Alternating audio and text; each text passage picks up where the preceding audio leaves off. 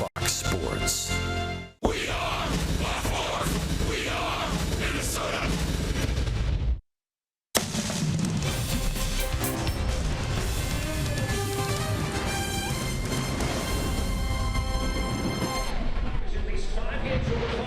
After a three-game sweep and a winning homestand, the Twins look to keep the ball rolling on the road starting tonight in Cleveland. It's the chance to climb up the standings as they kick off a four-game series with the Indians tonight inside Progressive Field. Game one is a rematch of Tuesday's battle between Kyle Gibson and Trevor Bauer. Gibson put together another quality start, giving up 3 runs on 5 hits, but suffered his 8th loss of the season. Meanwhile, Trevor Bauer picked up his 10th win of this season after allowing just 2 runs on 4 hits. He gave up just 9 earned runs in 6 starts all of last month. Welcome to Cleveland, everyone. I'm Audra Martin. When asked about the momentum his team has heading into this 4-game series, Paul Molitor smiled and said, "Ask me again in about 6 hours." He's never one to speculate on the carryover from one game to another, but if there is a time to take advantage of some momentum, that is definitely right now for the Twins as they have a 4-game series against the Cleveland Indians, the very team they're chasing in the standings. So here's a few things to keep in mind as we kick off this series. The Indians sit atop the AL Central thanks in large part to their overall dominance against familiar foes. Their 32-15 divisional record is the second best mark in all of baseball. But when it comes to this season series between Minnesota and Cleveland, it's been the Twins who have the edge so far. They posted a 7-5 record against the Tribe, averaging nearly 9 hits and 4.6 runs per game. Indians third baseman Jose Ramirez is in the midst of quite a career year. His 33 home runs so far are already a personal best and are tied for the most in baseball. And not to mention, he's 5th in the league with 82 RBI, just one shy of matching the career high mark he set just a season ago. Coming up, it's Kyle Gibson versus Trevor Bauer in Game 1, but what about the other 3 games? Dick Bramer and Bert Blyleven have more on some other intriguing matchups coming your way the rest of the series.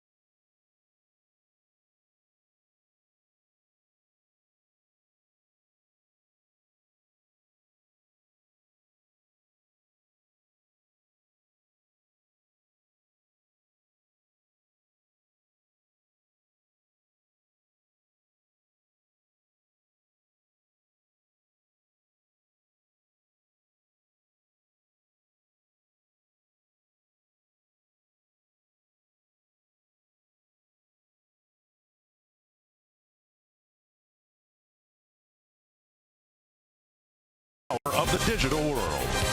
By Sanford Orthopedics and Sports Medicine for the everyday competitor in all of us. And by Northland Ford. Visit buyfordnow.com and your local Northland Ford dealer today.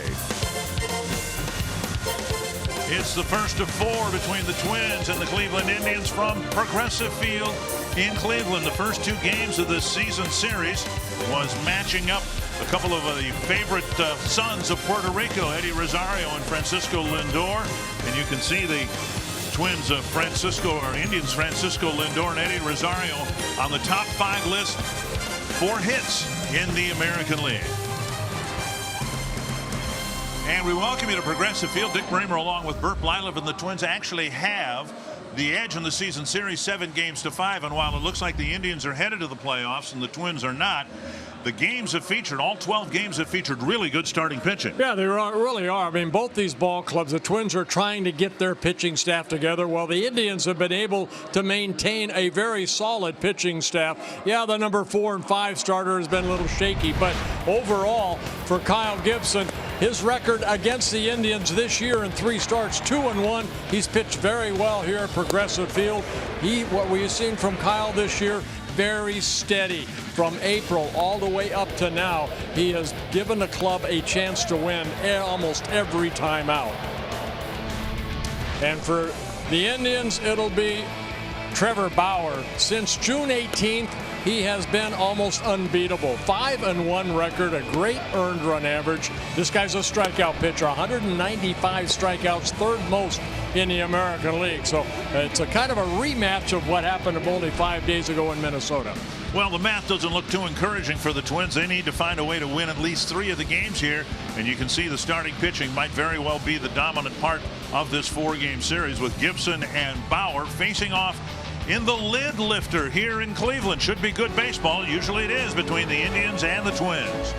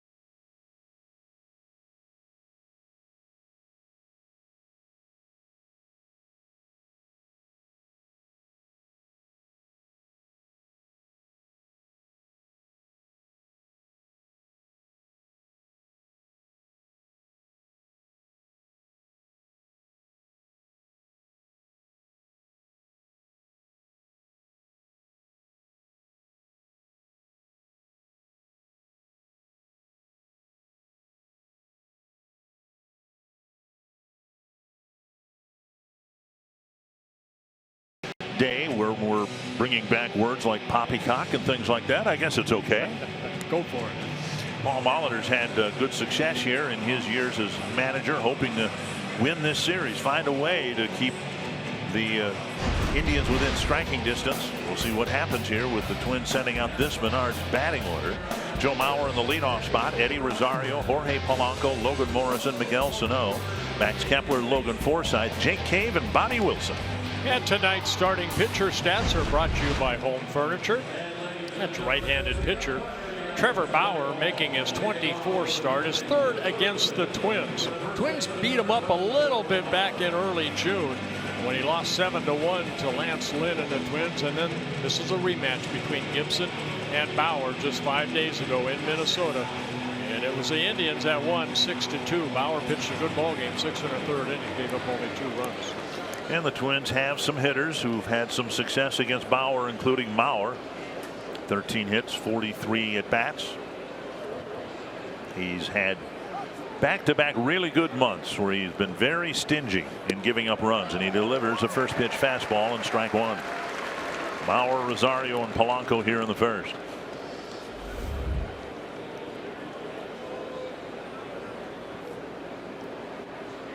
.85 degrees at game time. Bauer takes down and in, ball one. 195 strikeouts for Bauer on the year. Yeah, it's 4th in the American League. Chris Sale leading with 207. Justin Verlander, Cole with Houston, both those starters. Of course, Sale on the disabled list right now with the Red Sox. You know, Bauer, if you watch him, he's got an assortment of pitches. He's a different type of character, but I tell you what, he's putting together a Cy Young type year. Has kept the opponent's batting average only to .212. Driving stop to his left. Kipnis comes up firing. Good play by the Cleveland second baseman to get this series started. Bauer bounces out, 1 away, and that'll bring up Rosario. Take a look at the Indians out on the field. It seems like every time we see Cleveland, they've got a new player, and this time it's Leonys Martin, who was added to the Cleveland roster from the Tiger roster at the trading deadline. Bradley in left, Brandon Geyer in right field, Ramirez, Lindor, Kipnis, Alonso the infielders, and Roberto Perez giving Yan Gomes a break. We expect Perez to be catching most of this series. Yeah, Gomes with a little bit of a knee issue, so he's getting some time off, but not on a disabled list. Inside to Rosario. Rosario with a dozen hits, 33 at bats against Bauer. And Eddie's seen the batting average dip down to .295. Swung on and missed, 1-1. And those numbers you're talking about, Bauer actually has a losing career record against the Twins. 5 wins, 7 losses, an ERA at 4.72 in 17 previous starts. Fastball and a swing and a miss. This is his first start in August. He had an ERA of 2.03 in July, 2.18 in June. So he's at the peak of his career right now in terms of effectiveness. And Rosario waves at strike 3, 2 down. Went right after him with the fastballs after the first pitch. Rosario fouled off just fastballs. So first strikeout for Bauer. Outer half of the plate, straight over the top. With a little bit of movement at 96. 2 quick outs, and now Jorge Polanco. Polanco with 17 at bats against Bauer and 3 home runs. Has yet to hit one this year, and he takes strike 1.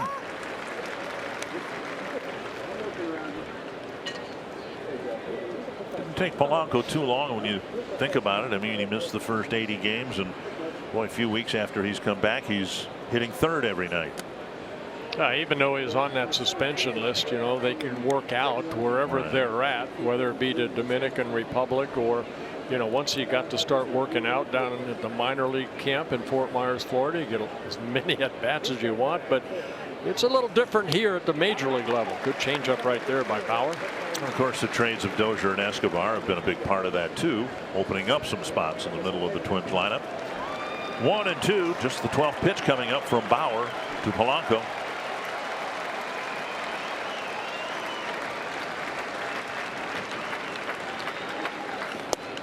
On the outside corner, 96. And he blistered the outside edge of the strike zone. A 1-2-3 first inning.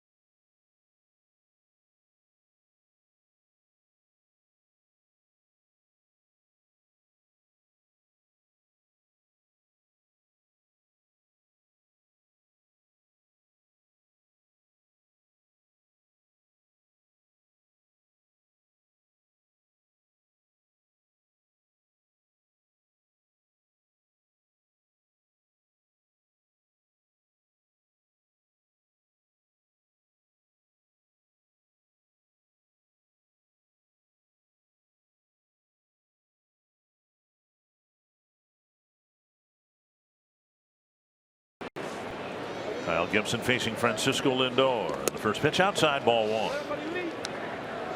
Brad Mills, the bench coach for Terry Francona. Lindor, Brantley, and Ramirez here in the first inning.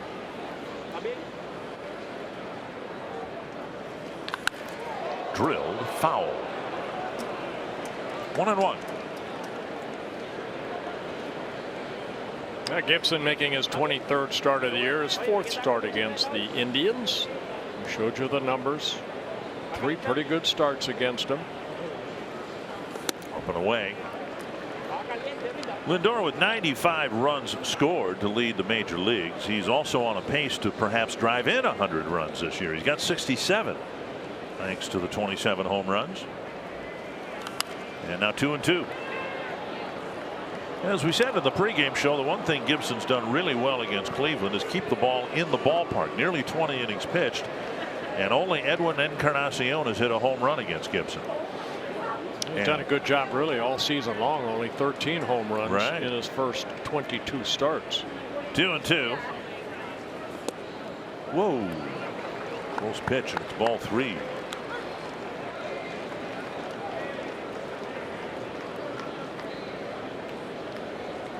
A little bit low on the 2-2 pitch, and now the 3-2 coming to Lindor.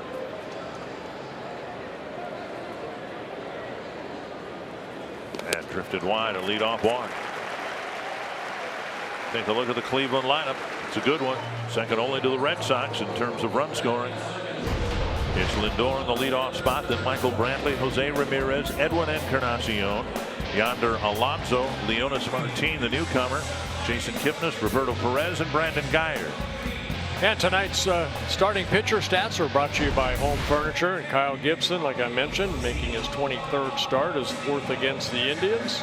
He's pitched very well here at Progressive Field in 7 prior starts, 3-1, ERA under 4. Here is Brantley. Up the middle and past the reach of Polanco, and Lindor will hold up at second. Caves throwing one hop to Sano. Twins had a shift on with Polanco swung, as it turned out, one step too far to the right. Twins out in the field have Rosario in left, Jake Cave in center, and Max Kepler in right. Sano, Polanco, Forsythe, and Mauer the infielders, and Bobby Wilson doing the catching. First and second, nobody out, and now Jose Ramirez. Yeah, it doesn't get any easier in these top 4 or 5 in this lineup for the Indians. Ramirez hitting even 300. 33 home runs he's driven in 82. See the high slugging percentage. Gibson got a ground ball off the bat of Brantley, but it was right over the second base bag. Still capable of getting ground ball double plays. He's gotten a dozen of them. Look at the RBI leaders. When you've got two teammates in the top 6, you got a pretty good lineup, and the Indians have that. Pitch is up high, and now it's 2-0.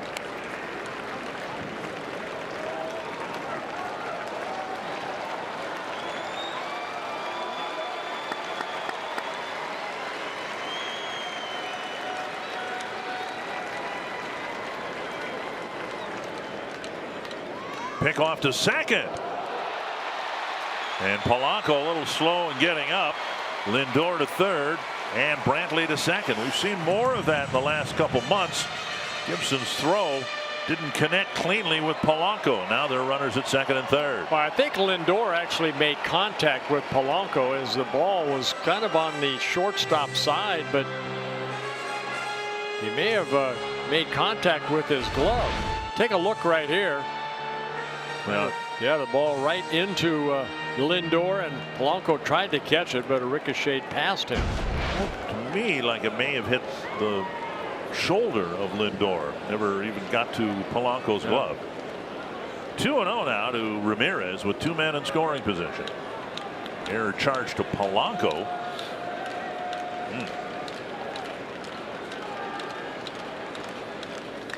Popped up down the right field line. And Forsythe wants it, and it is Forsythe who makes the catch, and a run will score.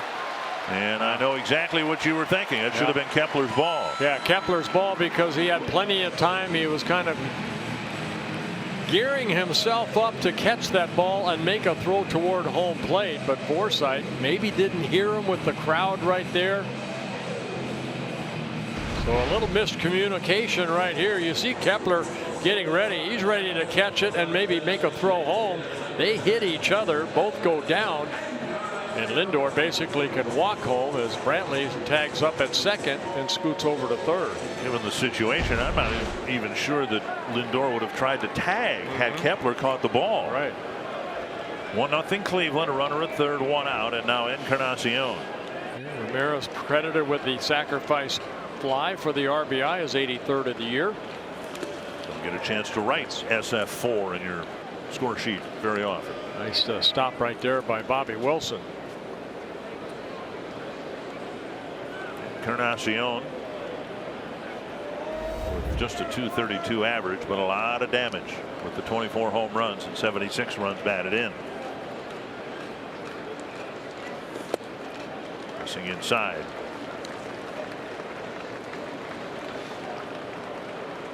A walk, a first pitch single up the middle, a little pop fly and foul ground. And now 2-0 to the cleanup batter.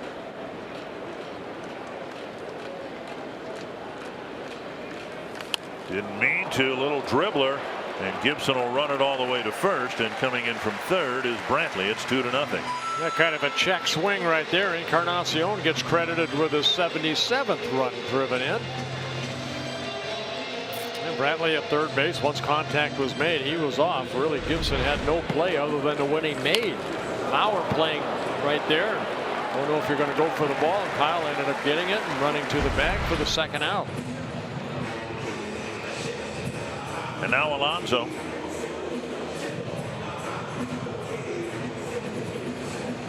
The leadoff walk set things up for the Indians. One well hit ball, Brantley single, but you look up, suddenly it's 2-0. Error contributed to the inning.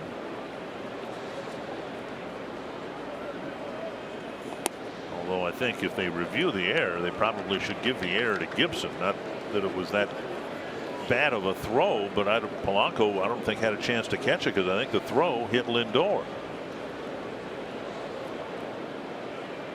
1-0.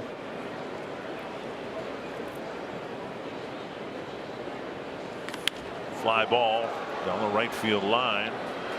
And this time Forsythe will let Kepler catch it, and that ends the first inning. Couple for the Indians, and they lead it 2-0.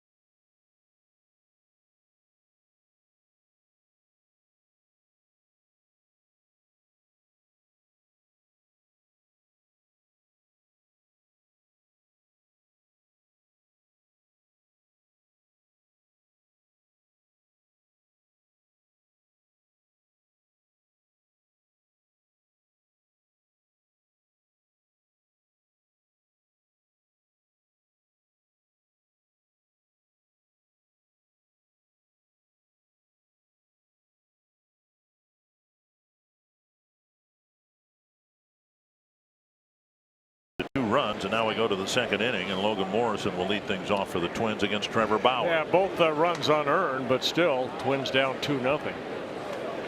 Morrison's had success against Bauer, 6 for 17 with a home run. And a pop up center field.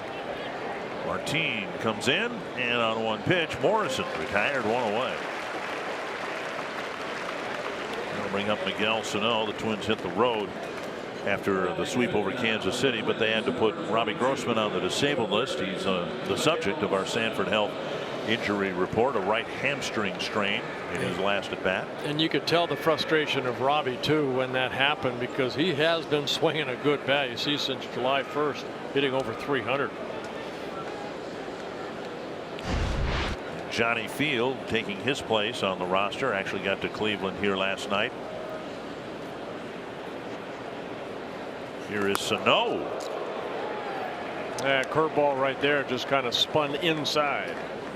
Ball 1 to Sano. He hasn't had much success against Bauer. Just 3 hits and 26 at bats.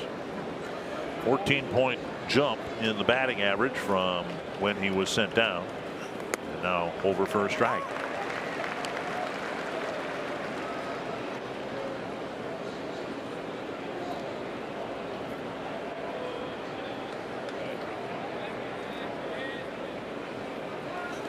Ball off the plate, 3 straight breaking balls from Trevor Bauer.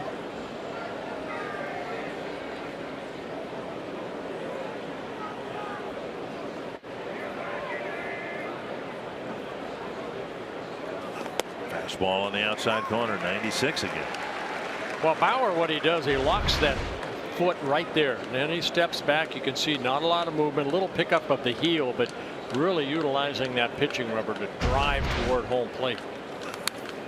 No waiting on the fastball and fouling it back. You know, a lot of guys will start that way and they'll move their foot, you know, left or right off that pitching rubber, but he pretty much plants that right foot into that spot right there and then just steps back and releases right there. Quick delivery, but also quick arm. Breaking ball got him after a couple of fastballs. 2 down, and now Max Kepler. He's got a curveball. He's got a slider. That looked like the hard slider right there. So strikeout number 3 for Bauer. Let's take a look at a Pizza Ranch key to the Twins win, and they're already down 2-0. But pitchers like Bauer, we're going to see Kluber, you're going to see Carrasco tomorrow. You want to get them early before they're able to sit into a nice groove. Well, Bauer's into a pretty good groove right now, retiring 5 in a row with 3 strikeouts. Pitches high to Max Kepler. 8 hits, 26 at bats against Bauer. You've got pitchers with similar mixes, although Bauer can throw a little bit harder than Gibson. Gibson's got both the curve and the slider. Well, what Bauer's been able to do already in this ball game, get ahead in the count. Kyle faced 5 batters in the first inning, got behind on 4 of the 5, and then the walk, you know, started off that negative for the Twins, where the Indians put 2 on the board. See the assortment of pitches Bauer features. Well, you know, the only first pitch strike that Gibson had in the first inning ended up in center field. 3-0 to Kepler with Forsythe on deck. And at the knees at 95. Bauer in his 6th season with the Indians. This is really his 4th full season. 17-game winner last year. And Kepler takes a walk. And then look at Forsythe to the plate. 4 for 12 since being acquired by the Twins in the Brian Dozier deal. Dozier, of course, having quite an impact with the Dodgers with a couple of home runs, couple of doubles. And Forsythe has done okay. Yeah, Dodgers in Arizona kind of doing a teeter-totter type of who's going to be in first. It's every day is different. Right now they're both tied for first, but Colorado Rockies are only a couple games behind them. Nice tight race in the National League Western Division. They don't have any close division races in the American League. Forsythe takes down and away, ball 1.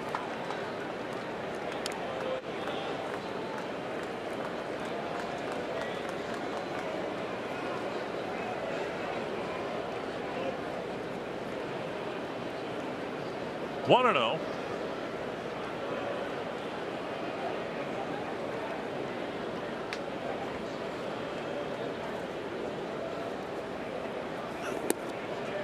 And now 2-0.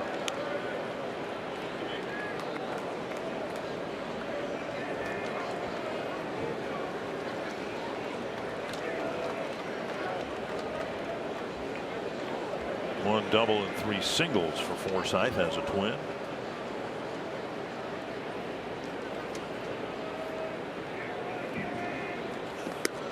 Outside 3-0 with Jake Cave on deck. Bauer came in with 53 walks in 153 innings pitched, just over 3 walks per 9 innings. Ball's behind on Forsythe.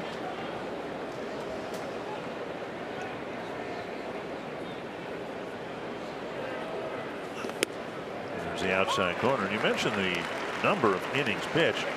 He's never thrown more than 190 in a season. And he's on a pace to throw about 230.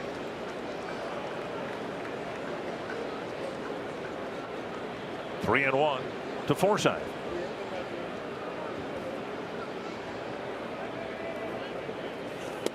Same spot.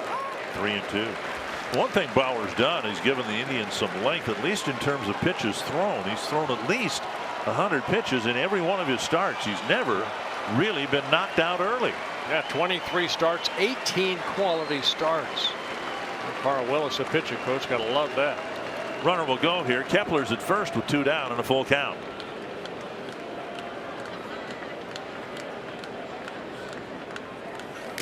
And a fastball at 95 gets a strike 3, and Kepler's left the board. It's still 2-0.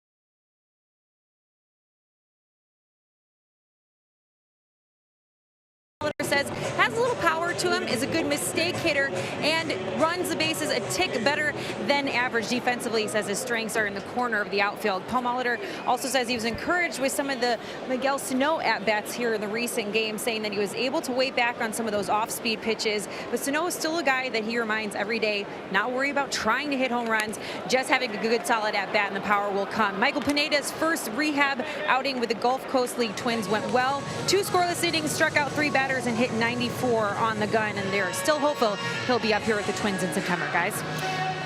Thank you, Audrey. Yeah, I think that's the plan, barring any setbacks. I mean, the 30-day period began, I believe, today for Pineda. He's at a 30-day rehab assignment. The velocity 94, a couple of effective innings, and I think both for the player and for the organization, it would be good to get him up here and kind of boost his confidence that he belongs up here. Yeah, I mean, hopefully that will happen soon.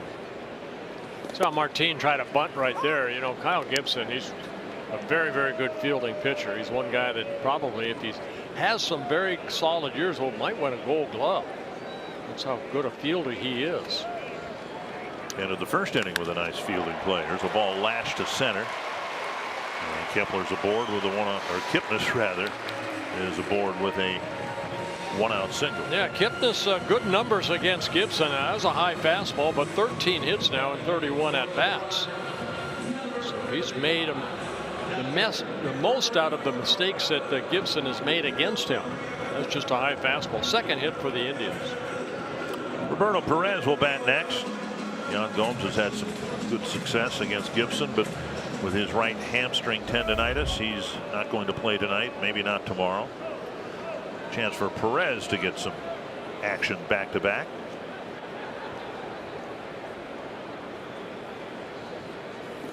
Down and away, ball 1. Perez, one of those backup catchers, not much as far as average, but he does have some pop in that bat. Even though he has only 1 home run, 20 career home runs. Hit 8 of them last year.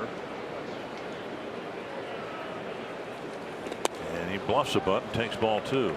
Twins just got done playing the Kansas City Royals and now the Cleveland Indians. And in the case of each team, they've got a good defensive catcher as their regular catcher in Gomes and Salvador Perez, and a good defensive catcher is the backup 2 in Roberto Perez and Drew Butera for the 2 teams. So while you might not get as much offense from the backup catchers, here's a ground ball to short. Play should be easy. It's 1 and 2 double play. Might not get much offense from the backup catchers. Still get a really good defensive game called, etc. And Gibson faces just 3 in the second.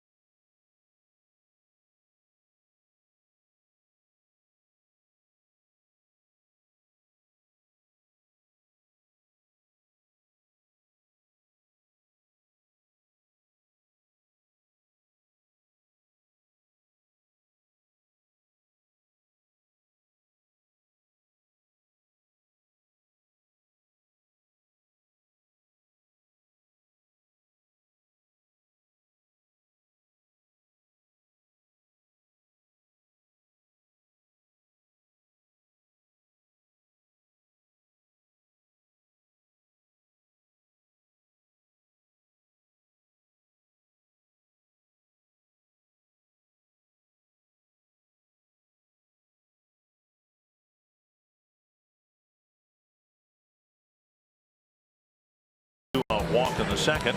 DQ combination. The Indian starters really good.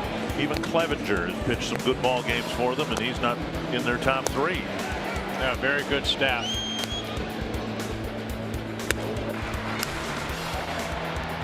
And they've got a good defense and a lineup that could support a good pitching staff. Twins will face Kluber in the series finale here on Thursday. It'll be Kluber against Barrios, which should be a fun one to watch. Here's Jake Cave to start the third for the Twins. Cave with the big hit yesterday, the grand slam. And now a sharp single to right. And he's aboard to lead off the third inning. Jumped on the first fastball. That Bauer threw him, and Twins get their first hit. That'll bring up Bobby Wilson. Umpire Marvin Hudson has to pick up the bat. The bat boy, a little bit of a brain cramp there. Here's Wilson.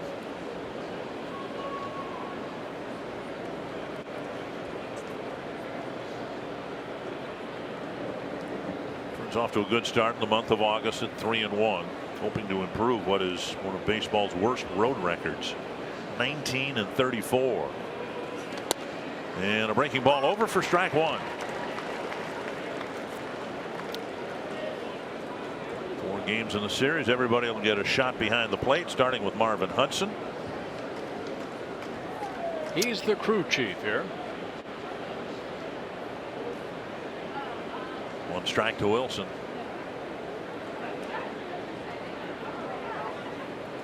Breaking ball missing the outside corner.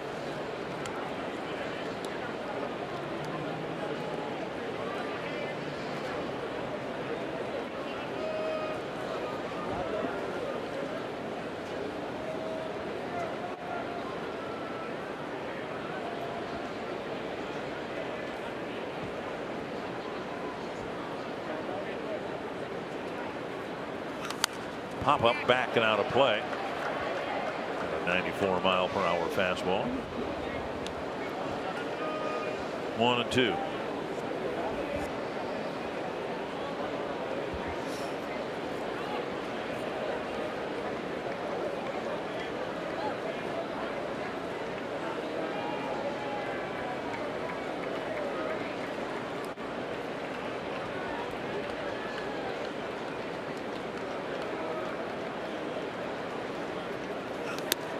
Just off the plate at 96. 2-2. Cave can run well. Bauer does a nice job holding runners. Success rate of about 66%. Well, he's on the mound in his career of stealing bases. There's a called third strike, and Wilson thought it was outside. Well, they painted the corner right there, and Bobby Wilson upset, but saying, you know what, make sure you give my pitcher that same pitch. Strikeout number 5. Was it in the box? No. 5 strikeouts for Bauer, and he now has 200 on the season. The pitch should look to be 5 inches outside. Crowd getting up, applauding Bauer on this 200th strikeout. Chris Sale leading at 207. Here's Bauer. Hit a 2-hopper. Kipnis turned in a nice play to throw him out in the first inning. Talked to Joe before the game today. He was really impressed with the program the Twins put together for the Hall of Fame induction on Saturday. Of course, Joe will be at least a Twins Hall of Famer years down the road. Outside, ball 1. It was nice for Joe to see some of the former teammates that came back for the induction. You see Romero, Luis Rivas, Christian Guzman, guys like that. This is Joe's 15th year with the Twins at the level, major league level. 1-1. Joe was talking about his rookie season, 2004, and how by then Johan Santana obviously was a pretty polished product. going on to win his first Cy Young award that year. But he said, yeah, here I was a rookie catcher and I had Racky and Santana 1 and 2 out of the rotation. That was pretty good. Left field, plenty of hang time for Martin. 2 down. And that'll get us to Rosario. Thursday, August 16th, it's NDSU night at Target Field. A limited number of NDSU theme night ticket packages are available that include a game ticket and a Bison Twins cap. Learn more at twinsbaseball.com/NDSU or call 800-33-TWINS. Here's Rosario. Went down swinging his first time up.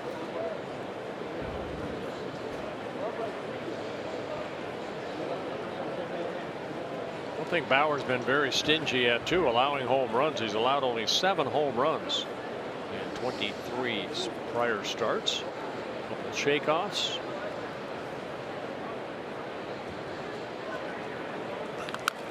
And an off-speed pitch, chopped foul.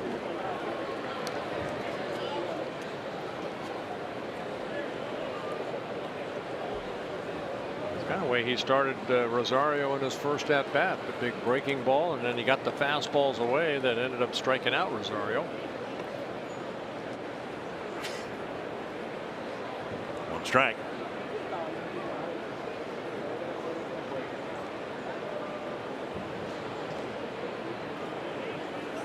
Down and in, 1-1. Another curveball.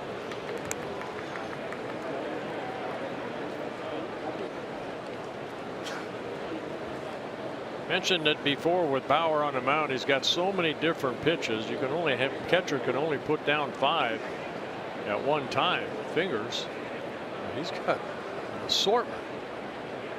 Changes speeds on him. And a foul ball. 1-2.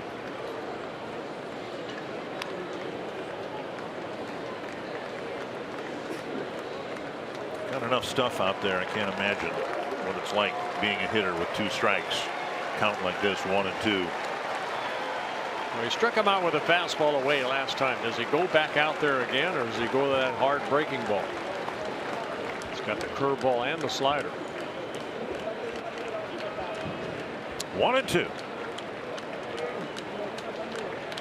Perez keep creeping away. Outer half of the plate. Sliced down the left field line and into the seats.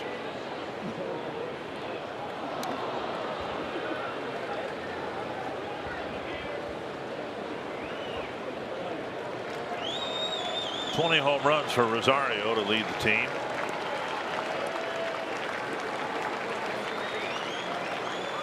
He's got a chance to drive in 100. He's got 66 on the season so far. And he scored 72 runs. 1-2.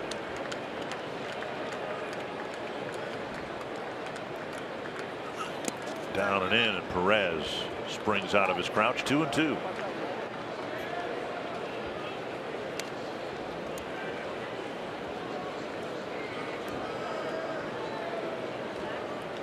There's been 9 stolen bases against Bauer in 16 attempts. 2 pitch coming. Gabe with 1 stolen base in his only attempt.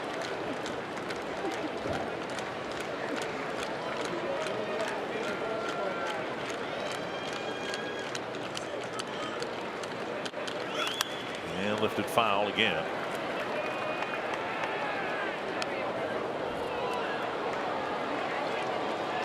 Twins won the opener against the Indians last week at Target Field. The Indians won the last 2 games. Twins responded by sweeping the Royals to complete a 4-2 homestand. Now looking for a winning road trip. 4 here, then 3 in Detroit.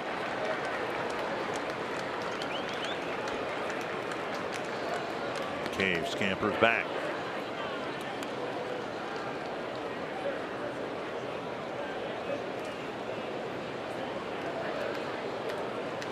Cave started the inning with a leadoff single.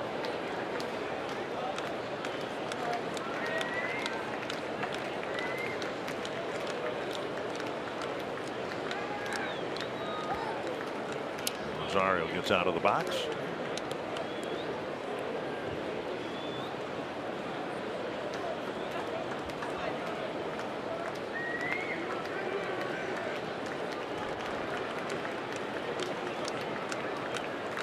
Here goes Cave, and the pitch tap foul.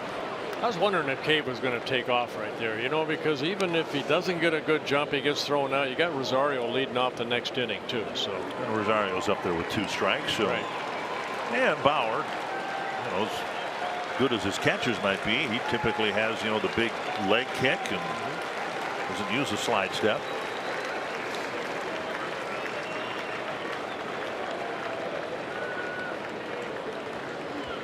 I think Bauer does do well. He does hold it for a while. Not always the same. He's holding a little longer.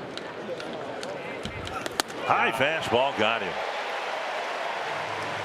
So Rosario strikes out twice against Bauer. 2 fastballs, and neither one was a strike.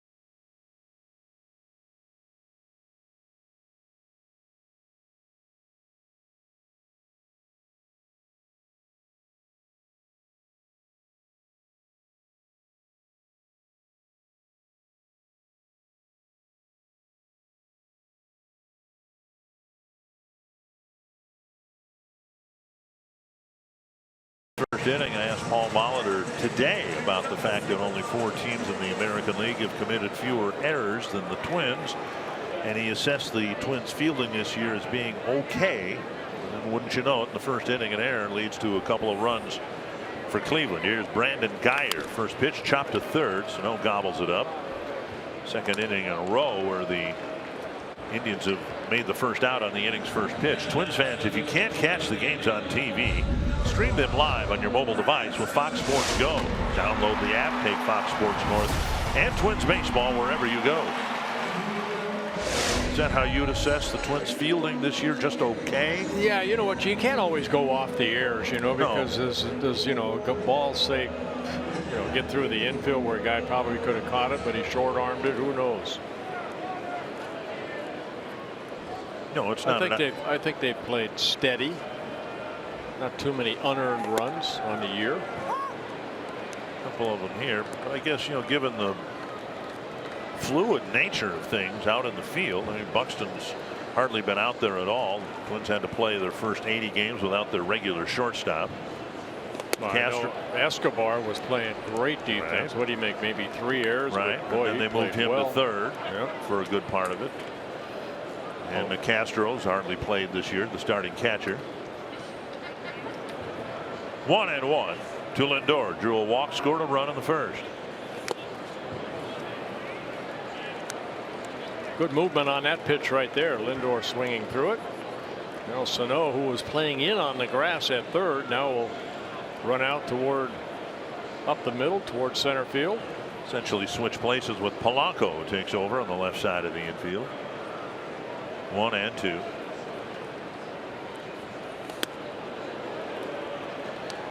And we've talked about the discussion that is being held either in print or over the airwaves about the potential banning of shifts 2 and 2. And you wonder whether the compromise might not be Okay, if you're going to shift, do it at the start of the at bat, but you can't do what the Twins do so regularly. A lot of teams do. Shift within the at bat. Lindor strikes out, 2 down. And for Gibson, that's his first strikeout. You know what? I kind of like that shift right there. You want to shift, to me, anytime you can shift. But right there, good hard slider down and in, gets a strikeout for Gibson. Now, the only thing I have a problem with, and maybe they're going to change that, to where the second baseman plays short right field. Right. Keep them somewhere on the grass, say 5 feet off the dirt, if they're going to play a little bit deeper. I think generally you and I agree. We don't need to ban the shifts. Let's teach hitters how to hit. Liner to right center field, and Brantley's aboard. He has seen 2 pitches from Kyle Gibson and lined both of them for singles. And now Jose Ramirez.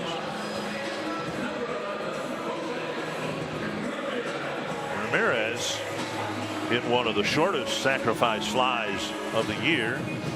It was caught in foul territory by Logan Forsythe right in front of Max Kepler. But a run batted in nonetheless, his 83rd of the year.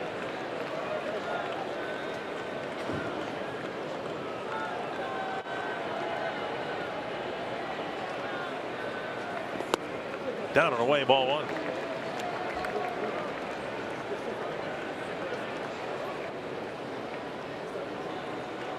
Indians out hitting the Twins 3-1 so far. All the hits have been singles. Way out in front. 1-1.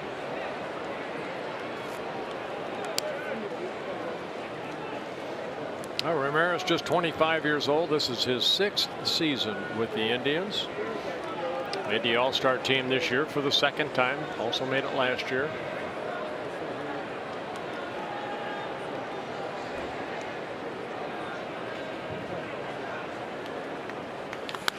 Whoa, watch out. Into the netting above the Twins dugout. What a combination. Tied for the league lead in home runs. Tied for the league lead in stolen bases. Tied with J.D. Martinez in home runs with 33. Tied with D. Gordon with 26 stolen bases. 1 and 2.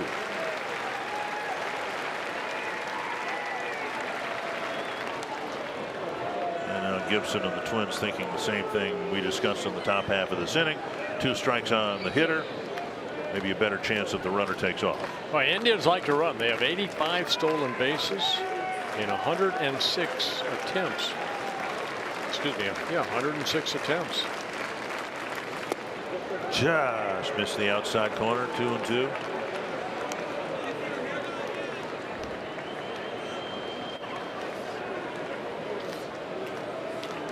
Well, keeping that ball down nicely.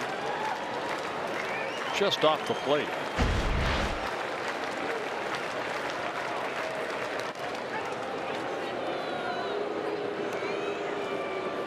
Stolen base in baseball goes through phases. It's gone through several phases in the years I've been doing this, and now it's just not as prevalent as it was a few years ago. There are only 12 players in the American League that have more than 15 steals. There goes Brantley. The pitch down and in.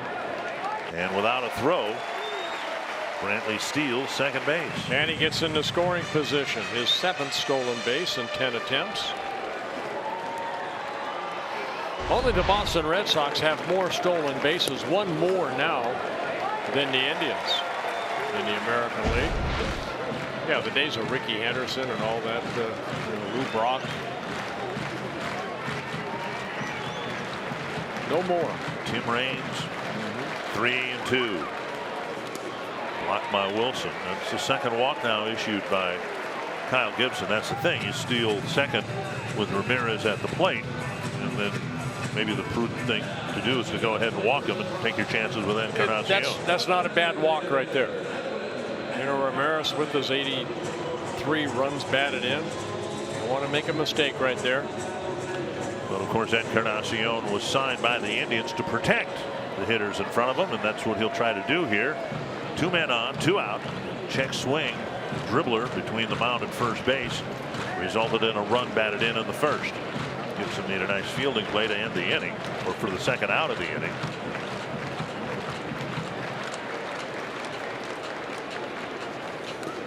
Blocked nicely by Wilson, ball one.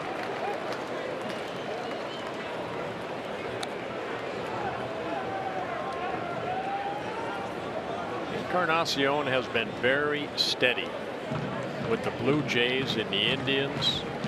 Coming into this year, his last 6 seasons, he's averaged 34 or more home runs and averaging about 110 runs batted in. So yeah, he's a good protector. Now 2-0.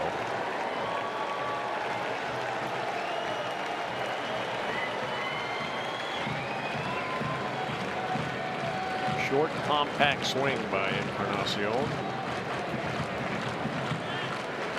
36 pitches, most of them out of the strike zone so far for Gibson. Now 3-0.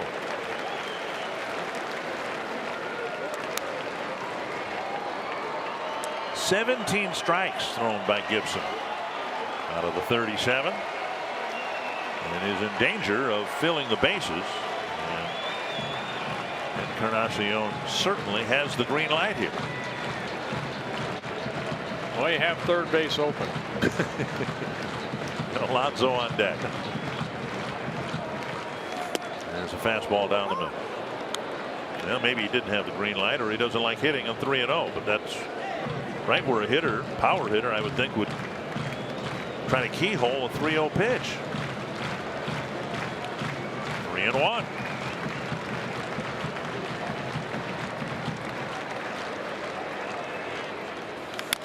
Tapper up the line, foul.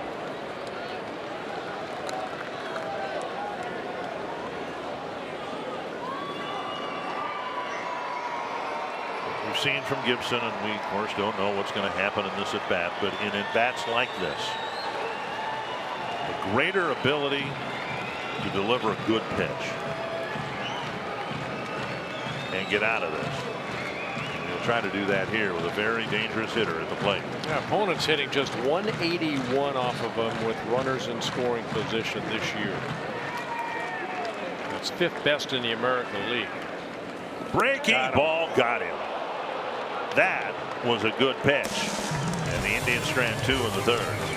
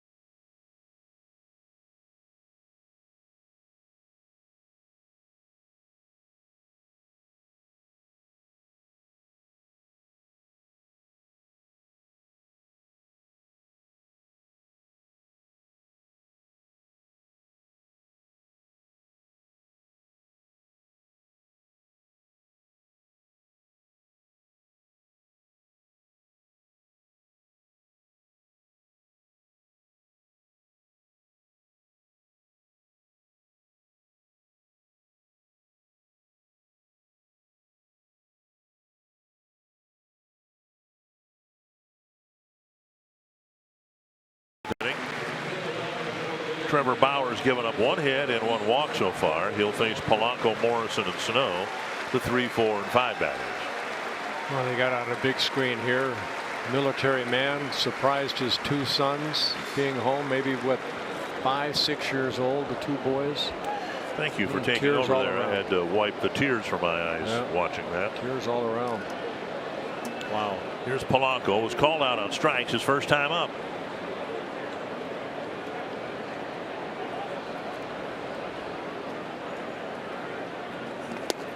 Swung on and missed, one strike.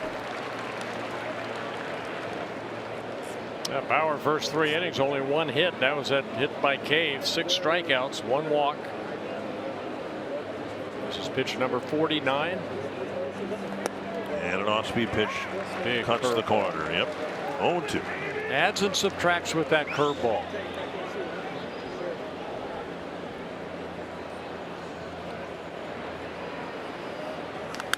Fly to right field. Retreating a few steps. Geyer, plenty of room. 1 down. And with the Indians in front, let's get caught up. Brought to you by Xfinity. Well, you know, bottom of the first inning, Lindor took a walk, then a base hit by Brantley, and then an errant throw that got past Polanco. That put runners at second and third. And 2 outs later is a 2-0 lead. And so far, Trevor Bauer has held on to that 2-0 lead. 6 strikeouts in 3 1/3 innings. 1 down, and now Logan Morrison, one after the first pitch he saw in the second inning, hit a fly ball to center. And strike 1. We were talking about it when the Indians were at Target Field last week, how the strength of this Indians team is, of course, they have an ace in Corey Kluber. They may have 2 aces. Well, and that was the point. You might beat Kluber, but then you get to face this guy, Carrasco, who really pitched well against the Twins last week. Clevenger's come up with some big games for them. And Shane Bieber has pitched well against the Twins. 2 strikes to Morrison. Of course, that's the basis of a championship ball club. A deep starting rotation and a good bullpen. On the left field line, Brantley just barely doesn't have a play. And the Indians have improved, they think, their bullpen. Yes. There's Clevenger right there. They made that trade with San Diego, got a couple pitchers out of that, and then also Miller is back. And we know that that man right there will not be afraid. He's not afraid to go to that bullpen. They've only got 7 relievers right now. His options are limited. Terry Francona in his 6th season as manager here is 18th overall. Another strikeout on a curveball by Bauer. Number 7. Miguel Sano will bat with the bases empty and 2 down. Said he adds and subtracts with that curveball, but good over the top. Look at the break on that curveball. Perez blocks it in front of him and then tags out Morrison.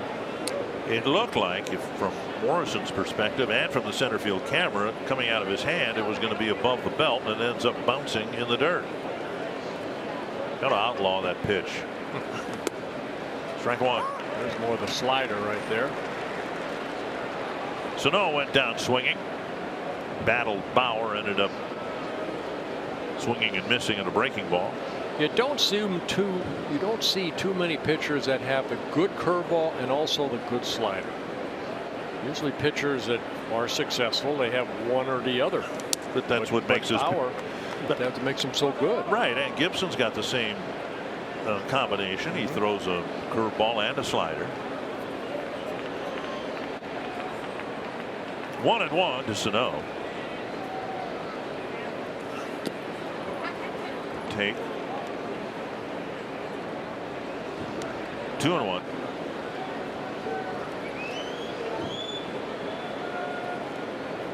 Three straight breaking balls so far to Sano. And a fastball all back. He's taken enough pitches to get himself into some favorable counts, and he just hasn't clicked on some of those fastballs that we've seen him click on in the past. Everyone is firm in their belief that that time will come. Another fastball away. Just missed. Pretty much the same pitch that rung up Bobby Wilson. 3-2. Kepler on deck. Is this about 5 inches outside? 97 mile an hour. Yep. Yeah, don't be surprised if he throws him a hard breaking ball right here.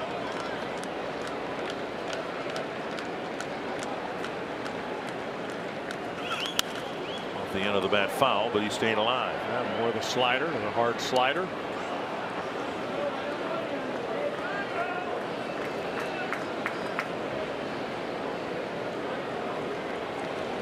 Yeah, that pitch does right there, 3-2. Even though there's 2 outs, it tells you on a good hitter like Sano, you're not just going to challenge him with a fastball. He wants a curveball. No, he went through all the signs. Perez says, okay, I only have 5 fingers. Start over again. There we go. Fastball away. He missed, and Sano takes a walk, and that gets Kepler to the plate as the tying run. Join the Twins season ticket holder family today and get the best seats at the best price and be instantly enrolled in the Sweet Spot Benefits and Rewards program. Benefits include a 10% discount on food, beverage, and merchandise, early entry on select dates to watch Twins batting practice, and much more. Visit twinsbaseball.com/season tickets and learn more. Here's Kepler. He drew a 2-out walk in the second.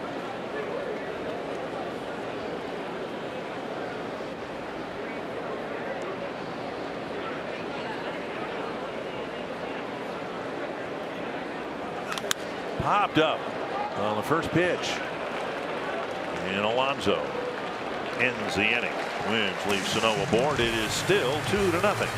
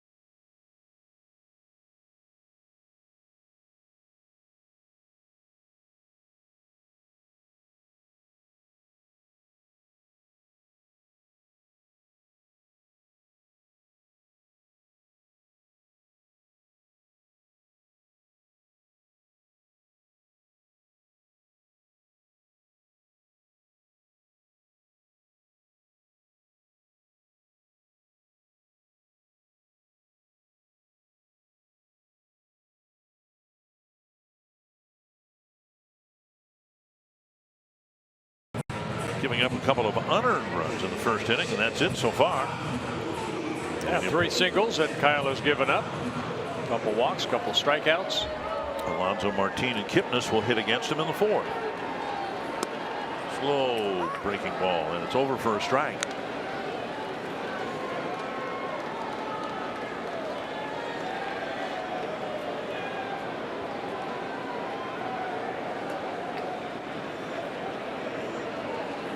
Check swing, 1-1. Alonso figured some things out last year in terms of power. And his home run totals, with 3/4 of the at-bats he had in 2016, he hit just 7 home runs that year.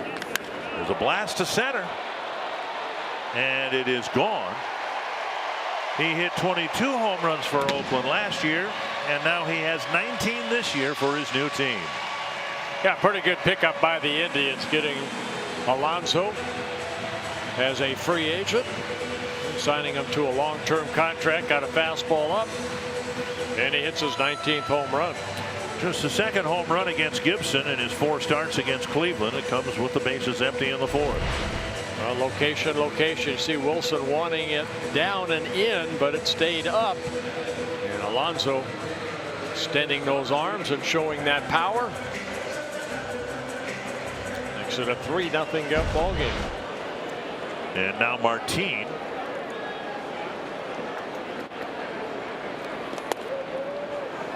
Indians got Martin from the Tigers, and there's some belief that they're not done yet in terms of augmenting their roster with outfielders. Last year they made an August pickup of Jay Bruce, and that was one of the important pickups for them as they took off 122 games in a row in the second half of the year and won the division. Swung on and missed. And there's some veteran outfielders that might be a good fit for Cleveland down the road that might clear waivers. Andrew McCutchen among them. Well, they got a guy that got also some pop in his bat. 11 home runs. Those coming, 9 of them coming with the Tigers. Pitches up 2-2. Cover some ground. Martin came up with the Rangers. Spent some time with Seattle, the Cubs, the Tigers earlier this year. And traded on July 31st to the Indians. On a miss. And Gibson gets a strikeout for the first out of the 4th. Strikeout number 3 for Kyle. StatCast AI powered by AWS, and this ball was gone from the moment it was hit. And it had some height on it too. 418 feet. Exit velocity at 104.1 miles per hour. And now Jason Kipnis will bat. Singled his first time up.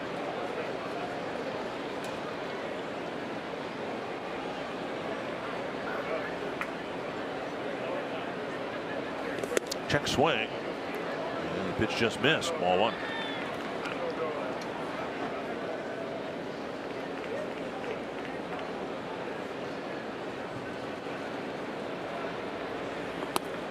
And now low, 2-0. 50 pitches for Gibson, 25 strikes. His strike percentage usually quite a bit higher.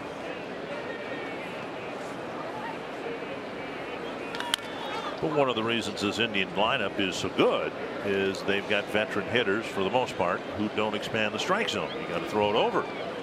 Well, that first inning he threw 15, only 6 over the plate. Right. That kind of set the tone, but done a better job as of late. 2-1.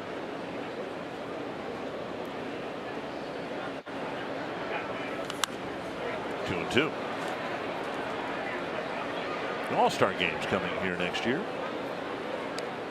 Second All-Star game they've had at this beautiful ballpark.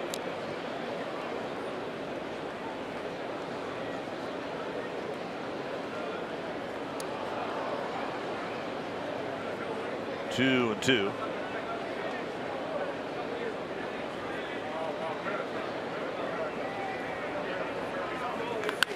Hit hard, but foul.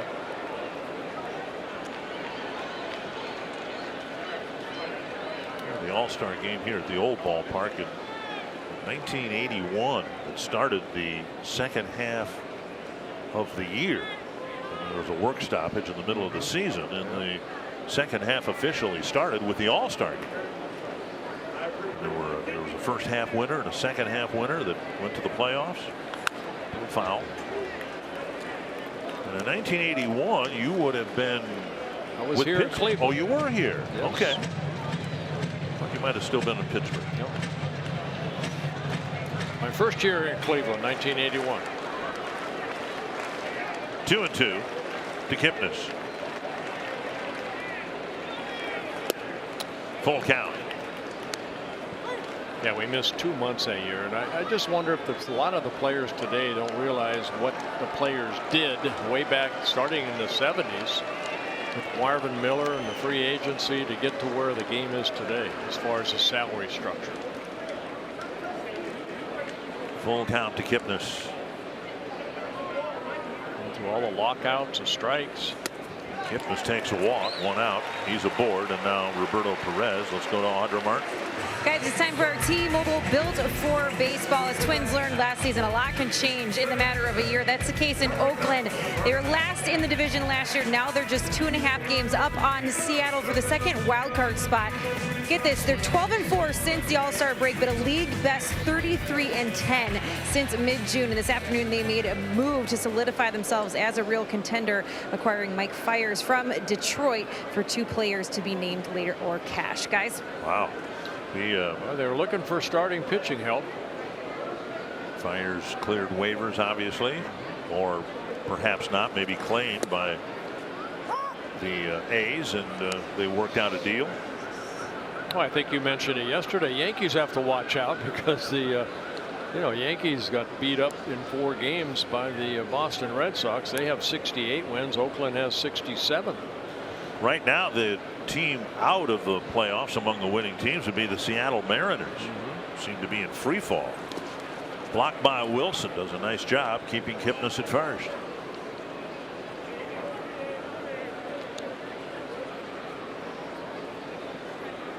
The Angels have dropped back 3 games below 500. Rumors about Mike Scioscia, his status after this year. Mike Trout had a cortisone shot in his right wrist, unable to play the last few games. 1-1 to Roberto Perez. Hit into a double play his first time up. No time, even though Perez backed out of the box. That's where Kyle has to rely on that sinker again. Get another ground ball. 13th double play turn behind Gibson off of Perez's bat in the 2nd inning. Kyle making sure what the count is. It is 2-1. Scoreboard only has 1-1 because I think they granted timeout for Perez, even though the home plate umpire did not.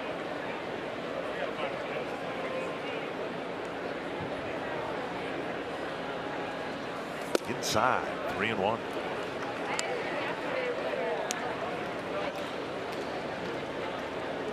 "60 pitches, only half of them strikes."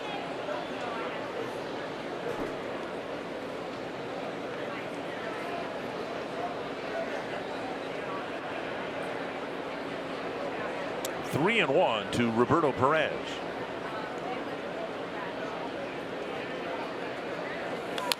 Fouled off a leg. 3-2.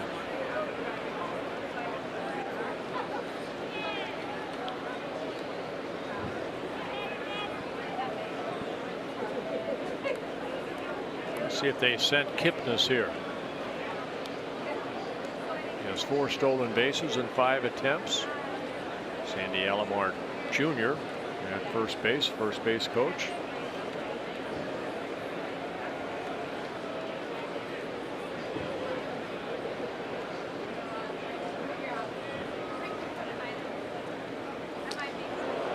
Very close. Kyle, very good move to first base. Very quick feet. Joe Mauer's looking into the Twins dugout, and I don't know if the Twins are taking a look at it or not.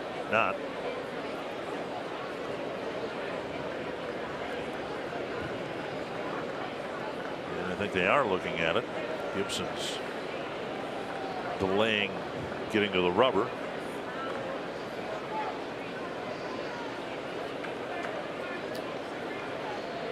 Go ahead. No challenge.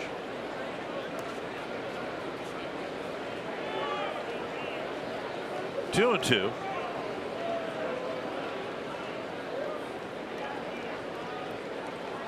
I believe it's 3-2, is it not? Yes, you're right. 3-2. Yes. Scoreboard still hasn't corrected itself. All right. Runner doesn't go, and it is ball 4. Second consecutive walk. All right. Now it's 3-2. So the scoreboard was correct. So they must have given him time when Perez stepped out. I didn't see any indication from Marvin Hudson that he had called time. But the count must be 3-2. Now let's see if Kipnis takes off. There he goes. And drilled to the gap in left center field. Rosario can't cut it off. And Kipnis will score, and Perez has an RBI double.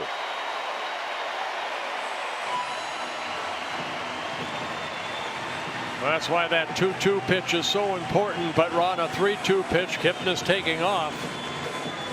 Rosario tried everything he could to just get to that ball, and it just looked like it scooted underneath his glove.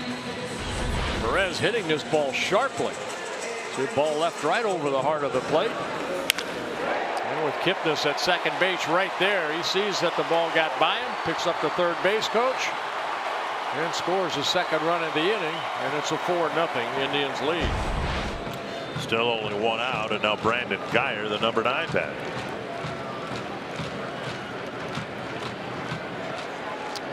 Gibson has walked 3 batters, 2 of them have scored.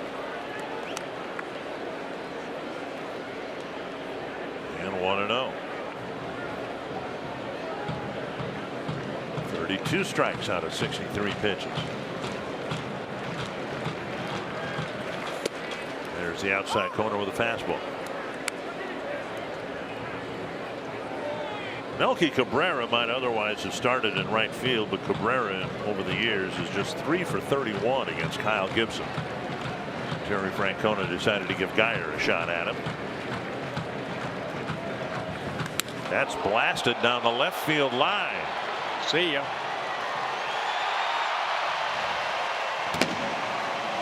And a 4-run inning in the 4th has made it 6-0. And the bottom of the order doing most of the damage for the Indians. Well, Brandon Guyer hitting his 6th home run of the year, came in hitting only .206, but looked like he got a slow breaking ball and hit it right down that left field line. Yep. Ball left out over the plate. Too many pitches right down the heart of the plate for Gibson this inning. And it's a 6-0 the Indians lead.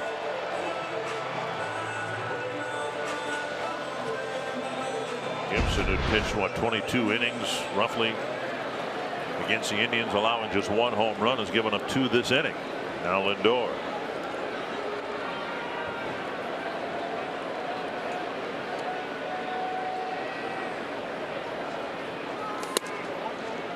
And he just hasn't been sharp with his control. It's been reflected in the strike percentage and also in where the strikes have been thrown.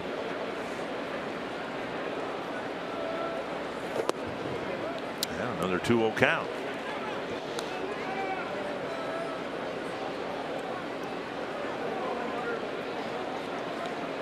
Well, one thing about Kyle, he has not had too many outings like this. He's been pretty consistent all season long. ERA in April 3.3, May 3.75, June 3.3, July 3.4. 3-0. And there is a strike. 6 runs he's allowed here, the most runs he's allowed in an outing, even though 2 of them are unearned. And to the gap in left center. This one Rosario will be able to get in front of. And a lot of well hit balls, most of them in hitters' counts. You can stretch it out on the grass at Target Field for Yoga Night, presented by United Healthcare, Wednesday, September 5th. Participants will receive a Twins branded yoga mat, Twins game tickets, and an on-field yoga class. You can reserve your spot at twinsbaseball.com/yoga. Yeah, Garvin Alston coming out. And somebody out in that bullpen starting to loosen up. Just getting up now. Like maybe Matt Belisle. It is Belisle. Trouble really started after Alonso's home run. Martin struck out, but then Kipnis drew a walk. Worked very hard to get that walk, and then it's been one hitter's count after another, and the results have been double, home run, and single. Here's Brantley, 2 singles. He's only seen 2 pitches from Gibson here tonight. And first pitch up and away. Yeah, unlike Kyle here early tonight, because I'm watching Bobby Wilson, like right there, he sat inside, ball left out over the plate. They're just not, Kyle just does not have that good control tonight.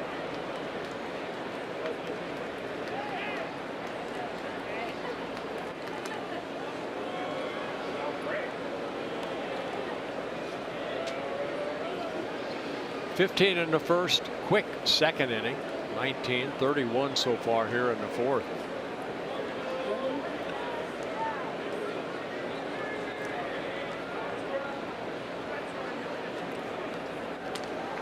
Lindor among the league leaders in home runs and stolen bases, like Ramirez. 27 home runs, 16 stolen bases.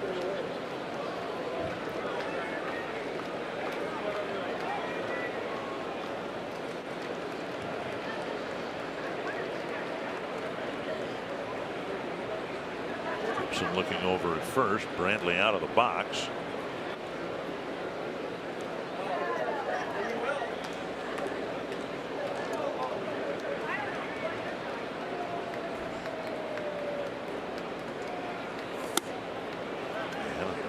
Hitters count 2-0. 72 pitches and only half of them strikes.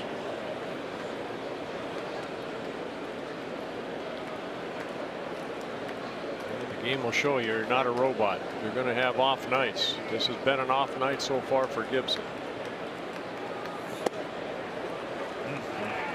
3-0.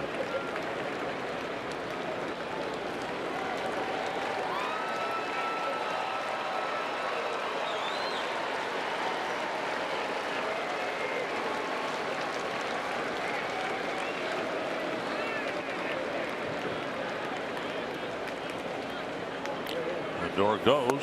Strike called and the throw not in time. A stolen base for Lindor. 3-1 to Brantley. Well, Lindor credited with a stolen bases, 17th in 22 attempts. And for Kyle Gibson, he came in 22 starts, only 2 stolen bases attempts against him, and only 1 successful. The Indians are 2 for 2.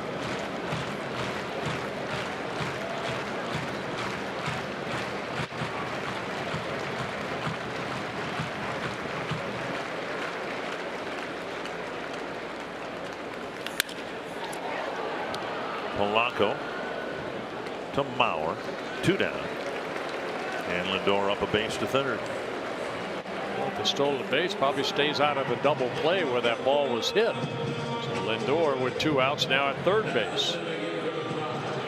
Ramirez will bat. Sacrifice pop fly in the first, and he drew a walk in the third.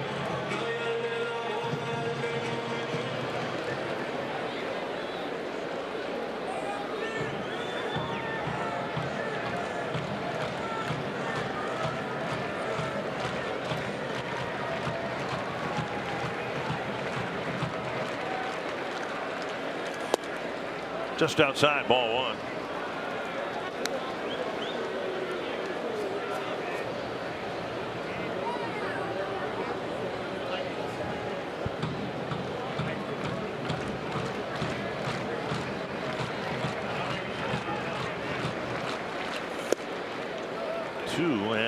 Just missing that inner part of that plate.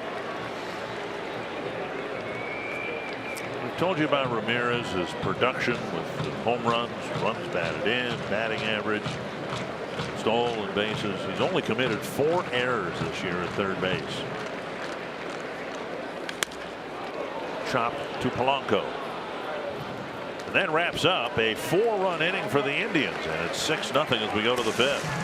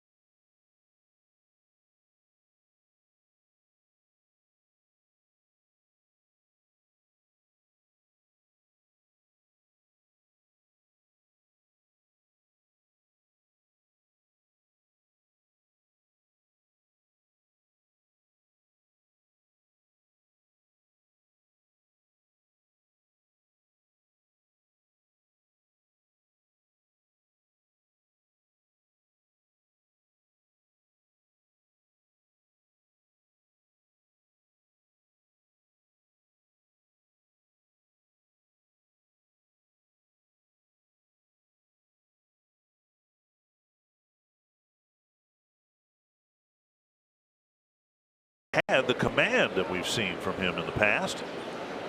6 runs, 4 earned. Comfortable lead for Bauer, and now Forsythe takes high, ball 1. Forsythe, Cave, and Wilson in the Twins' 5th.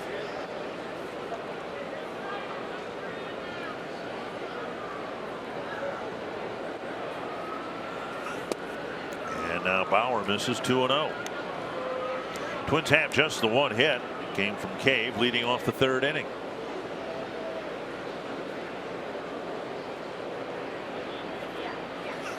Three and 0. Bauer's walked a couple men. He's given up only 1 hit, and that was Jake Cave in the 3rd inning. And he's on deck. 3-1.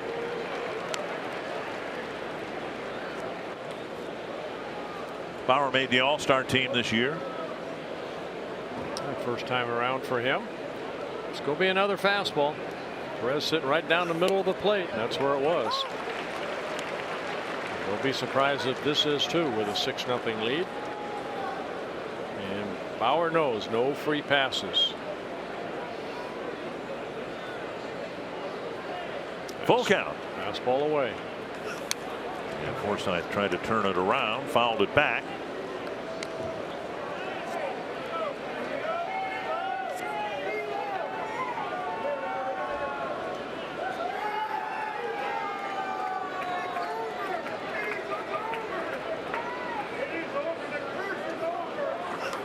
Driven to the gap in right center field. That's down for a hit. And Forsythe is aboard with another opposite field hit.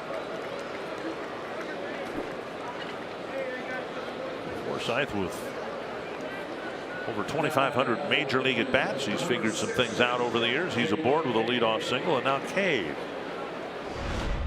On yesterday's ball game against Danny Duffy, Cave hitting his first career grand slam that gave the Twins a 4-2 lead. And the Twins ended up sweeping the Royals thanks to that 6-5 win yesterday. And strike 1. Critical year for Cave, who's getting an opportunity that he probably should be getting someplace. Happens to be with the Twins. One strike. And now a ball. Cave had spent parts of 4 years with the Yankee AA team in Trenton and parts of the last 3 years with their AAA team in Scranton. In other words, he had done about everything he could do in the upper levels of the Yankee chain. Sometimes players kind of get lost in there. You know, they just kind of peak, if you will, at AAA. And Cave put together some really good numbers, particularly last year. And thanks to the trade, had an opportunity with the Twins. Between AA, AAA, hit .305, 20 home runs, .285 minor league hitter. So yeah, he put up some good numbers in the minor leagues. Never really got a chance with the Yankees. So here's his opportunity. I think he's done a great job. Came into the game hitting .276, 4 home runs, a big one grand slam yesterday. He's driven in 20. 2-2. And Cave strikes out. That looked like a changeup right there. Strikeout number 8 for Trevor Bauer. Bring up Bobby Wilson. Well, you look for the fastball, you look for the curveball, then you pull the string. Cave missing it. Wilson called out on strikes and a fastball that looked like it was off the plate.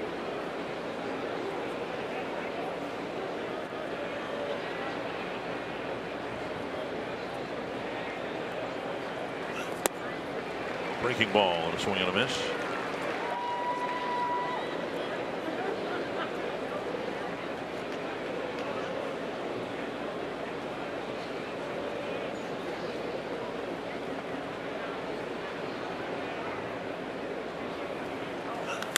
It's pulled down the line, foul, 2 strikes.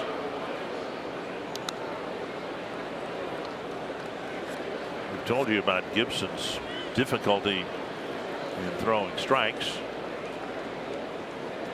And Bauer's thrown 76 pitches and 49 of them have been strikes. It's usually about where Gibson's strike percentage is at. 2-to-1 ratio. And the dirt cave takes off. And that ball came up and maybe knocked the breath out of Perez. And very slowly. Everyone will give Perez a little bit of extra time here. That should be a wild pitch right here. Forsythe. They give him a stolen base. Well, I think he took off right before the. Okay. So it'll be a stolen base for Forsythe, down 6-0. And 1-2 now to Bobby Wilson. He'll take that. And there's a call, 3rd strike, 2 down. And strikeout number 9.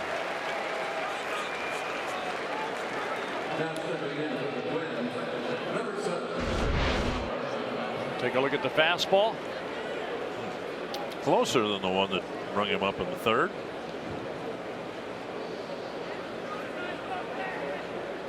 Two down, and now Mauer trying to get the Twins on the board with a 2-out hit.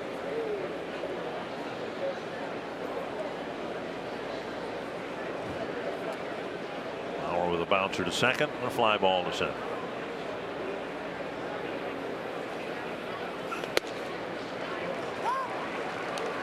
Bauer, like so many good pitchers, able to maintain that velocity. We've seen a couple of 96s, but mostly 95, and he still has it in the 5th inning.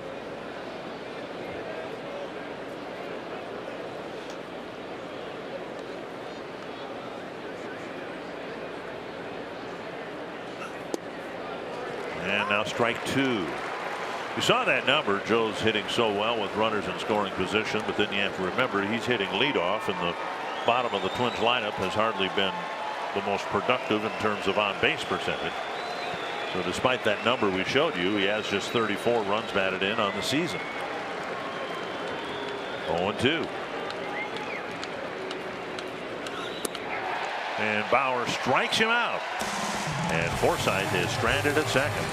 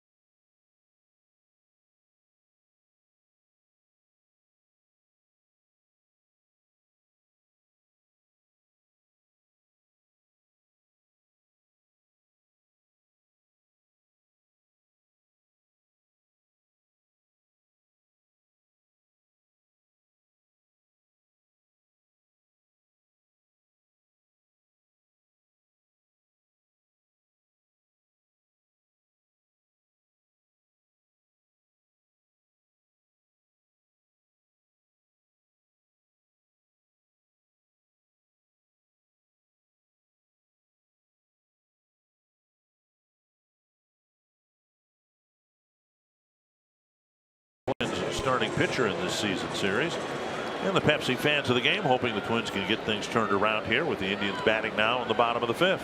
Gibson still out there. He'll face Encarnacion, Alonso, and Martin. Another first pitch ball. I'm glad he's back out there. You know, he had that tough 4th inning, but saves an inning hopefully, or maybe 2 out of that bullpen. We saw Matt Belisle get up last inning. Maybe a quick inning here. Good breaking ball. No off days on this road trip, so every inning you can chew up here might help later on in the road trip.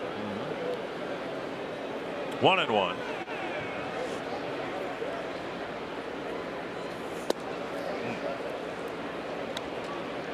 2-0. Next off day for the Twins, the 13th of this month, a week from today. 3-0.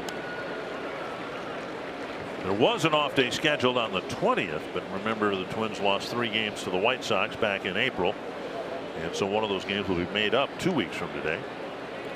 3-0 to Encarnacion. Here we got the green light, swung and missed.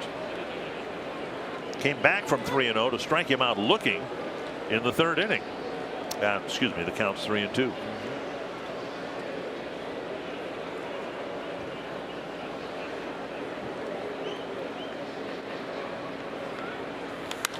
Fly ball center field.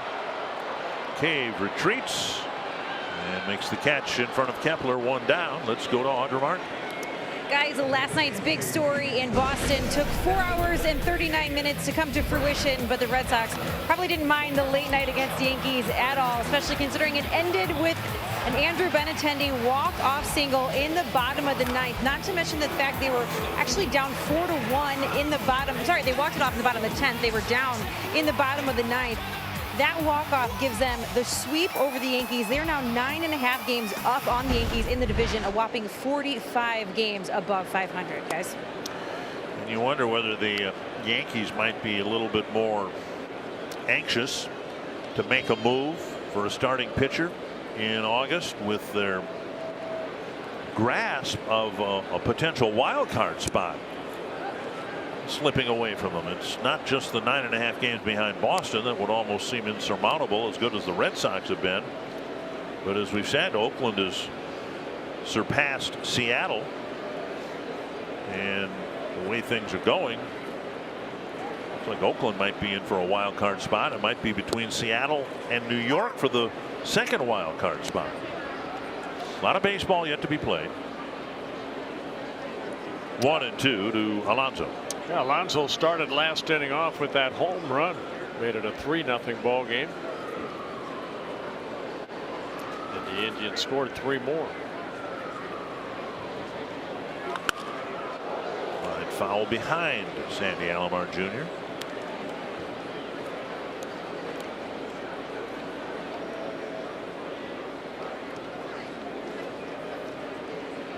Gold Glove winning catcher. Kind of the backbone of some really good Cleveland teams years ago. A lot of other players got more headlines, but Sandy kind of anchored that lineup, just missing inside 2-2.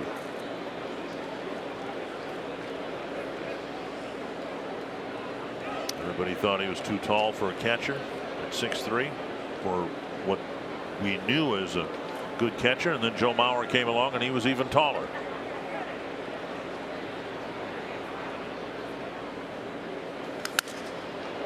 Handle of the bat, and he cracked it.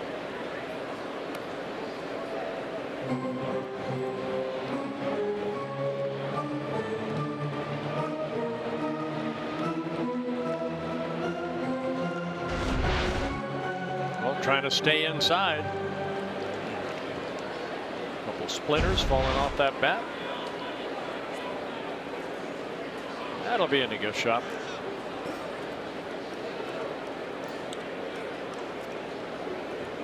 2-2.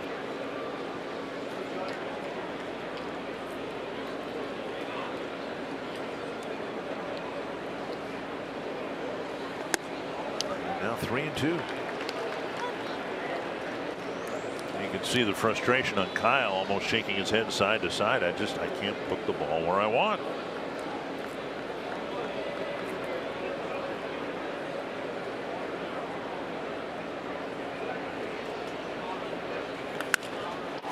Mauer to his knees, finds Gibson. 2 down. Join Fox Sports North at the next viewing party tomorrow beginning at 5:30 p.m. at McHugh's Public House in Savage. You can watch the Twins take on Cleveland. You can enjoy drink specials, register for the chance to win tickets and prizes, and more. Visit foxsportsnorth.com/events for details. Here's Leonis Martin trying to bunt his way aboard, leading off the 2nd. Gibson had an easy play and made it, and then Gibson struck him out on the 4. Swung on and missed.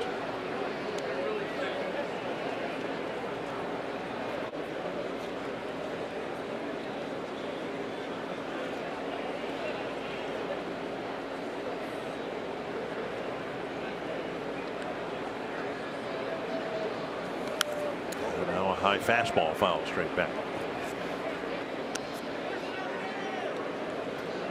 0-2. Twins come back here and play the Indians here in Cleveland again later this month. 4 games in this series and then a 3-game series at the very end of the month. And that'll be it for the Indians. Yeah. That is a fair ball, and Mauer can take the play to the bag himself. A 1-2-3/5 for Gibson.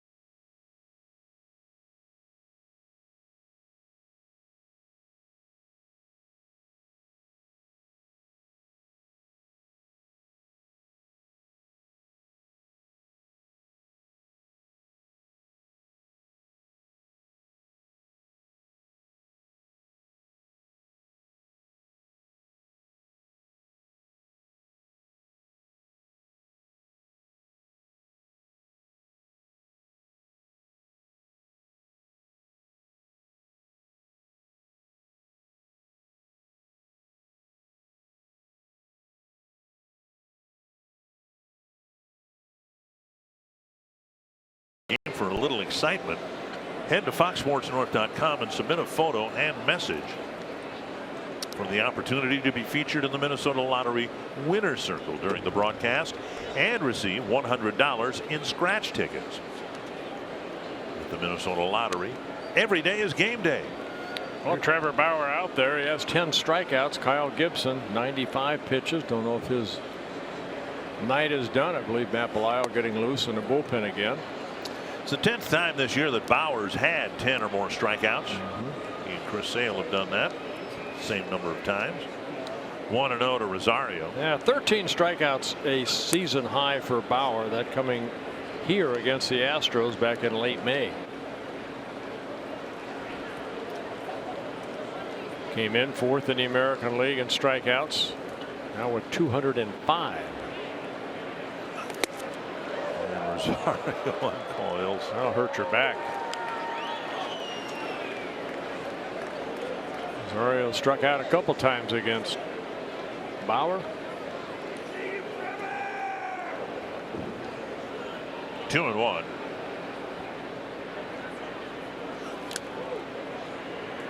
Down and in 3-1. Polanco will follow, and then Morrison.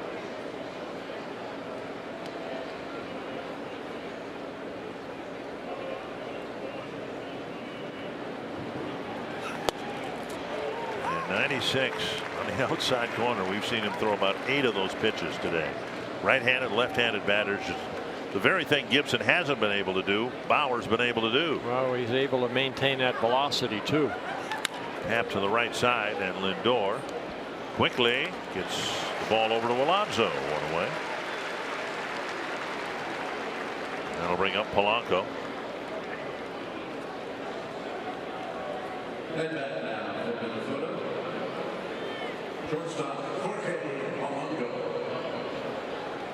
Polanco 0 for 2, called out on strikes in the first, hit a fly ball to right in the fourth.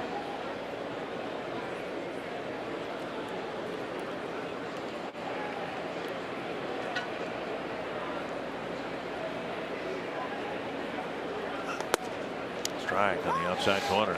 Now Bauer here tonight making his 147th major league start. He has 57 wins, 47 losses, an ERA right at 4. He has 2 complete games.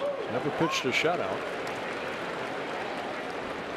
He has so many strikeouts in today's age with the pitch count. You know, that pitch count mounts very quickly. So again, 18 of his 23 prior starts, quality starts, 6 innings, 3 earned runs or less.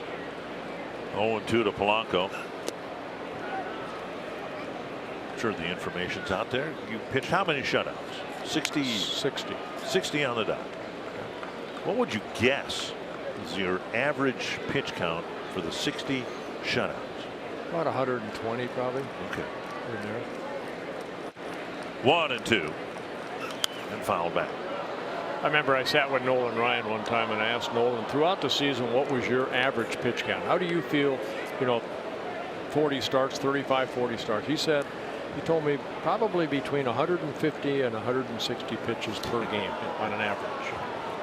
The scouts was just telling me tonight in the dining room. He looked it up. 1-2 to Polanco just off the plate. 2-2. Nolan Ryan struck out 19 in one game. It was 13 innings and he pitched all 13 and he threw 230 pitches. Yeah. 230. Fouled out of play. And at the Hall of Fame, that's what Juan Marichal told me when he had that 16 inning game with Warren Spahn. He said he threw 240 pitches in that ball game in 16 innings.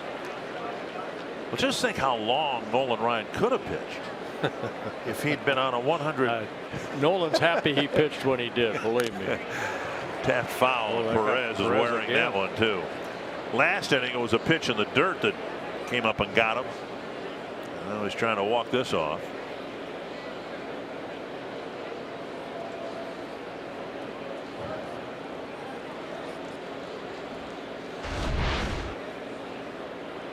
Let's take a look at the foul ball. Looks like got the shin area, the ankle, right on that bone maybe. That would hurt. They're a different breed, aren't they? Those guys behind the plate. Yeah. Young Gomes can smile. You bet. Yeah, I'm not out there. Not him. 2-2. 3-2.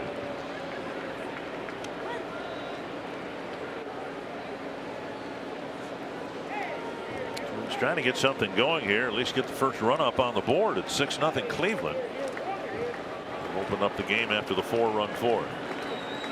There's a drive to the gap. Good at bat for Polanco. And he'll drive one to the wall for an extra base hit. A 1-out double. First extra base hit for the Twins, and that'll bring up Morrison. Yeah, third hit for the Twins. Polanco with the double, his 7th of the year. And 3-2 fastball right there. And Polanco took advantage of it. Found that gap all the way to the wall in right center. Martin, the center fielder, gets it back in. Now Morrison. Fly ball to center and a swinging strikeout in the fourth.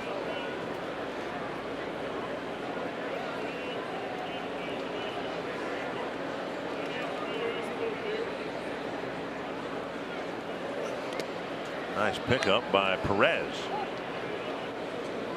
Ball one.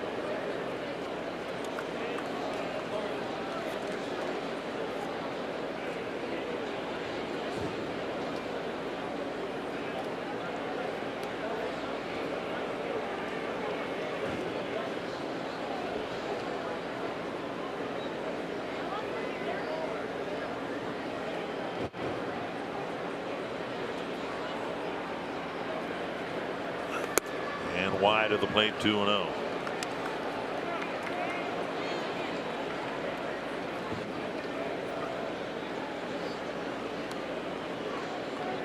22 hits lost to the shift.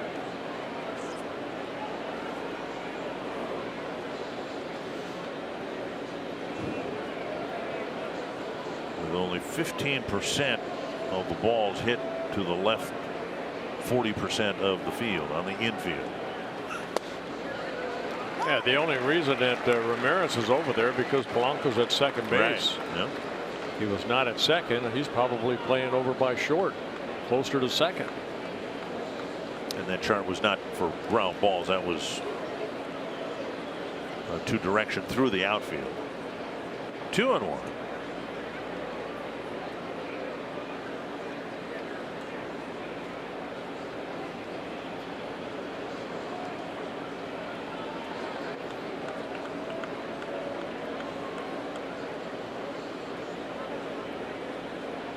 Well, pitch number 100 coming for Trevor Bauer.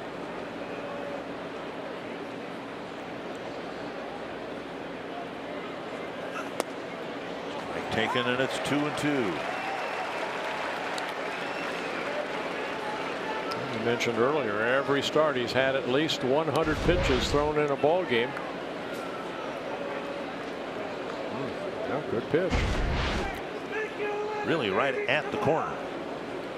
Close enough to the corner anyway to be called a strike. Not an inning under duress. Just a lot of strikeouts. Polanco just the second runner to get to second base. Twins haven't touched third base yet. Fly ball down the right field line. Geyer in the corner setting up for a throw. Polanco will advance. 2 down, and that'll bring up Sano. MLB.TV is now available at a lower price, $59.99. Watch every out-of-market regular season game, plus get a free subscription for MLB At Bat Premium. Blackout, other restrictions apply. Visit MLB.TV. Take advantage of the special offer. Now Sano, who has struck out and walked. Just 3 for 27 against Bauer.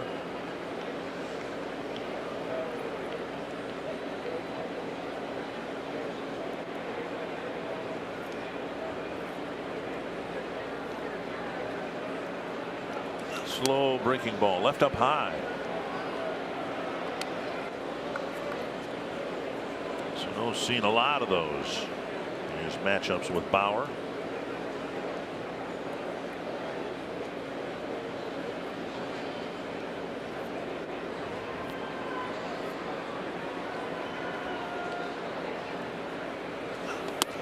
And another one spinning inside. 2-0.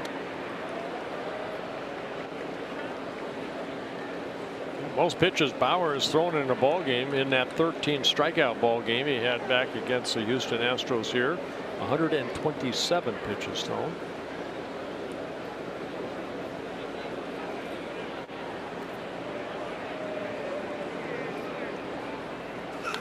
Popped up, backing out of play.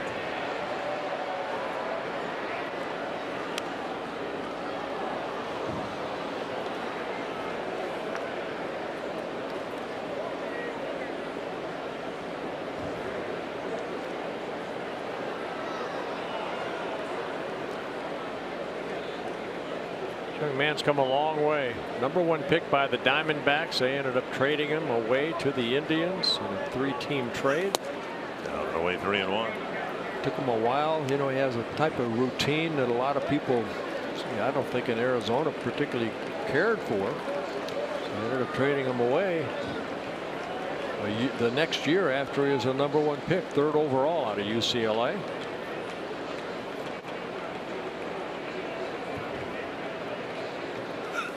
And Sano takes a walk.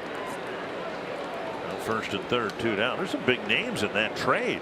3 teams, the Cincinnati Reds, and the Diamondbacks, and the Indians. Didi Gregorius, one of them. Yeah. Shin-Soo Choo, another. And Lars Anderson. We're seeing him play for the Indians here. Made me think of the professional wrestler Lars Anderson, but it wasn't the same guy. Yeah, Tony Sipp, the lefty.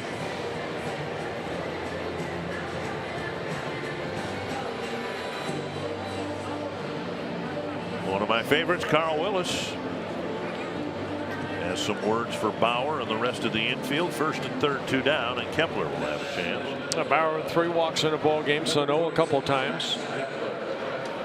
The other walk was to Kepler in the 2nd inning.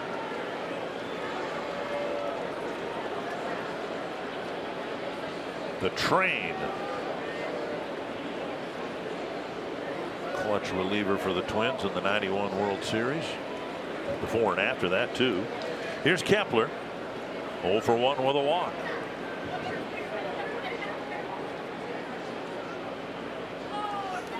Strike 1. Been a good couple of weeks for Kepler. Got the batting average up to 241 prior to the game today. I asked Paul Molitor about what he's seen, and he said really not anything drastic. He's just continuing to grind through and learning more about what type of hitter he can become 1-1. Well, he had a great 3-game series against the Royals. 5 for 7. He drew 5 walks. Right. Homestand, he was 9 for 18 with a home run. Oliver Perez getting loose for the Indians. 1-1 to Kepler.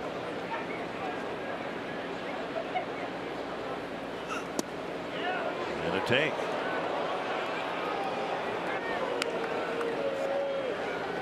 So no big adjustments for Kepler, just part of the progression the Twins hope will get him to where he can be. Approaching 400 at bats. 40 extra base hits. And now a 2-1 count.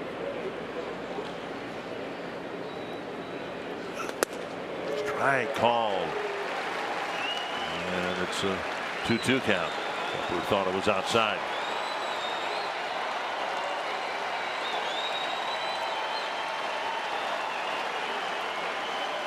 Very likely the last man that Bauer will be asked to face.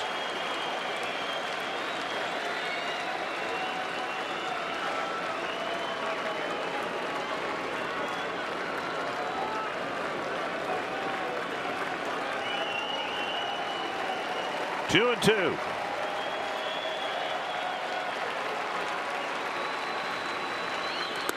Three and 2. Sano will leave early from first. Just took something off that pitch, maybe a changeup at 82.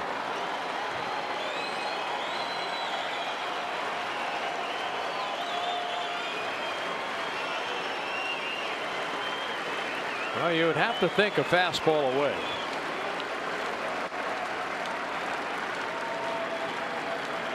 Perez sitting inside. Got him. Bauer hit the spot. The Twins strand 2, and it's still 6-0.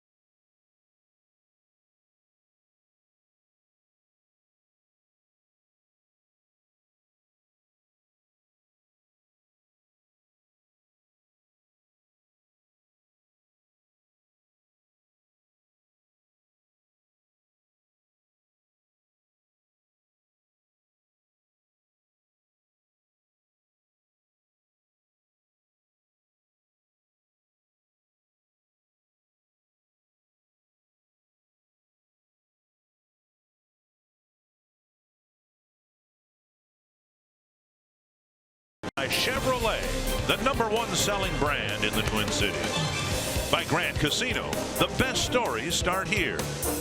And by Wisconsin Dells, the water park capital of the world. Indians lead at 6-0. Kyle Gibson with a rare start. Didn't have great command of his stuff. The Indians didn't chase throughout the 5 innings he pitched. And so he's out of the ball game, and Matt Belisle is in. Yeah, Matt Belisle started the season here as a Cleveland Indian, making his 27th relief appearance. Good control for Matt, only 6 walks. Not the pitcher he once was. Matt at 38 years old. Second stint with the Twins. He was with the Twins last year. Saved 9 ball games. Yeah, by this time last year he was a closer with Brandon Kintzler being traded to the Nationals. Bottom third of the Cleveland lineup, starting with Jason Kipnis, then Roberto Perez and Brandon Guyer. First pitch lifted high and deep to center. Cave is back at the wall, leaps, and it's gone. A home run. Like Cave had a chance at it, but Belisle's first pitch ends up over the fence. Well, for Kipnis, his 11th home run of the year and the 3rd home run hit by the Indians here tonight. Let's see if this ball is tipped over the glove by Cave, or did it hit the top of the wall? Oh, yeah, he got glove on it. He got glove on it right before it hit the wall. Yeah. I'm not so sure. Leaps right here. Oh, yeah. I don't think it goes out unless it hits his glove. So a home run for Kipnis, his 11th of the year at 7-0. Breaking ball off the plate to Perez. Perez with an RBI double and a run scored in the 4-run 4th inning.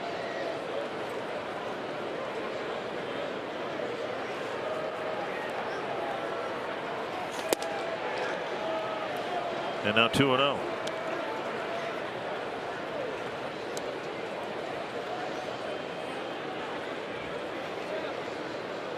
For Belisle as a Twin, 17 2/3 innings, and that's the 4th home run he's allowed.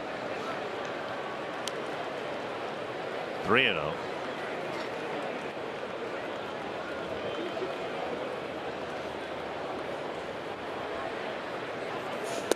And a 4-pitch walk puts catcher Perez aboard. And they'll bring up Guyer.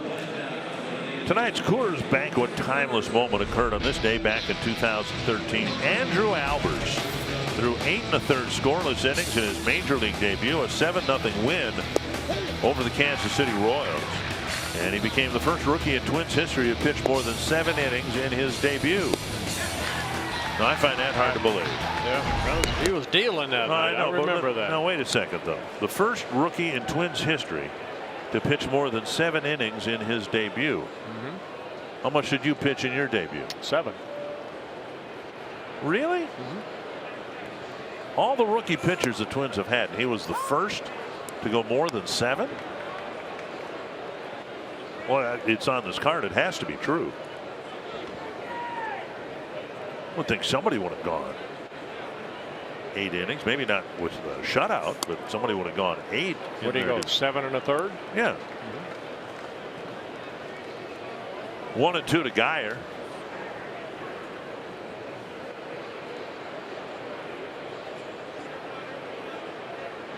Eight and a third, not 7 Oh, 8 1/3. Okay. Now Turner. Stepping on the bag, firing to first. Forsythe throwing off a good arm. 2 down. Guyer hitting into the double play.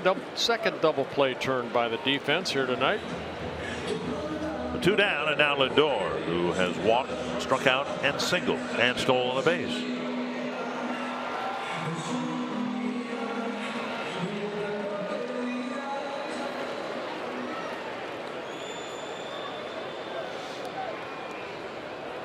Adam Simber, recently acquired from the Padres, getting loose. Lead has grown to 7-0, and there's a strike over the inside corner.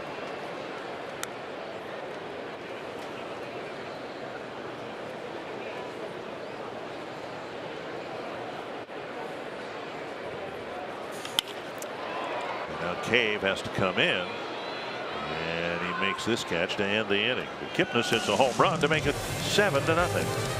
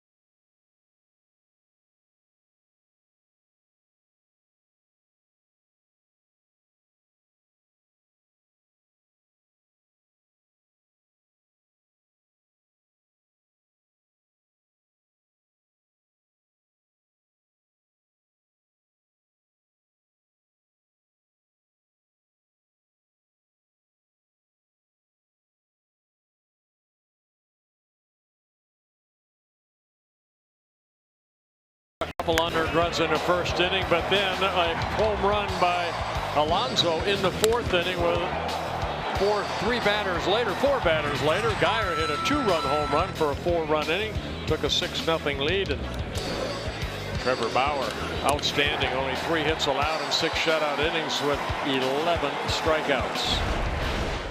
Indians needed some bullpen help. They got Brad Hand, and they got this guy to come along from San Diego with them, Adam Cimber. Cimber, 27 years old, making his 7th relief appearance for the Indians. Underarm type delivery. Ball 1 to Forsythe. Cave and Wilson will follow. Cimber had really good numbers with San Diego, and just a few innings worth of work here for the. He did well with the Padres, and for the Indians, it hasn't gone quite so well yet. Dribbler left side, picked off, and Ramirez flips to first, 1 away. Cimber pitched to 3.17 ERA. He's only pitched 3 1/3 innings for Cleveland, 6 hits, 3 walks. 1 down. That'll bring up Cave. Yeah, this is his rookie season. He came up with the Padres. Padres had originally signed him back in 2013 out of the University of San Francisco.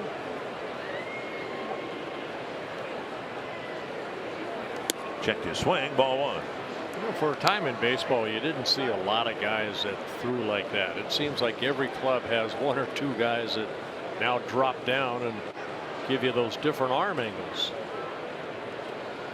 This guy's a true submariner, and he kept the glove down low to make the play there. 2 down. He was already there. So. 2 down.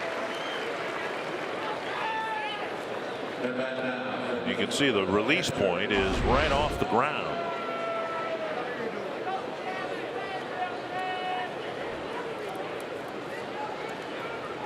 Two down. And now Wilson. I guess the release point is technically about knee high.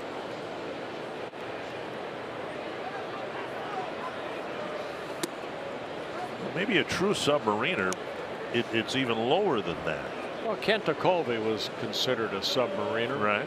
Quisenberry. Quisenberry, right. There's a guy who pitched recently, Chad Bradford, and they said occasionally his knuckles would actually scrape the ground when he delivered his pitch. That's how low his release point was. 2-0.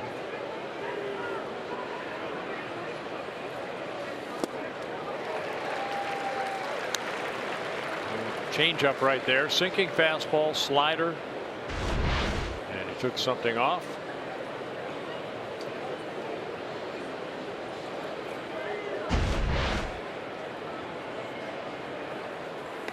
And a pitch up and away.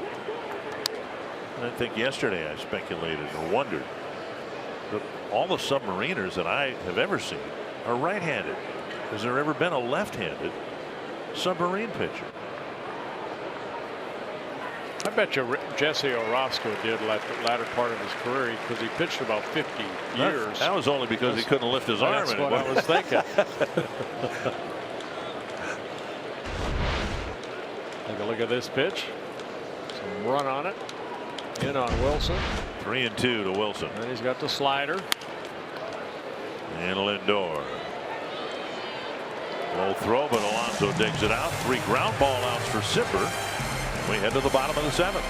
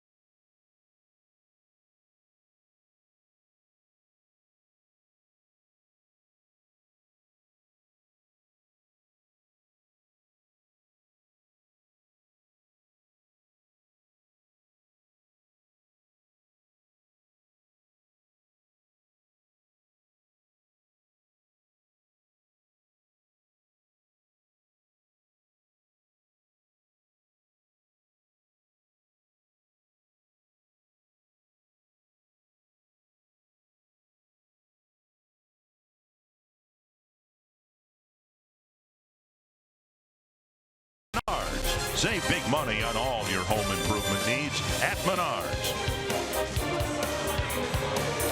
Next homestand, just a 3-gamer against the Baltimore Orioles, and they're going to honor Jim Thome. That's his statue here at Progressive Field. And they'll have a Jim Thome day here or night, and Jim will be here to acknowledge the applause and the adulation that he deserves here in Cleveland. Sure does.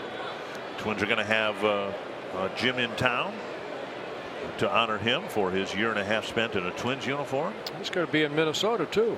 That's what I just said. The Twins are going to have. Yes, yes. I was studying his statue out in straightaway center. I wonder if he ever hit a ball that far. That's why they put the statue there. 1 strike to Brantley.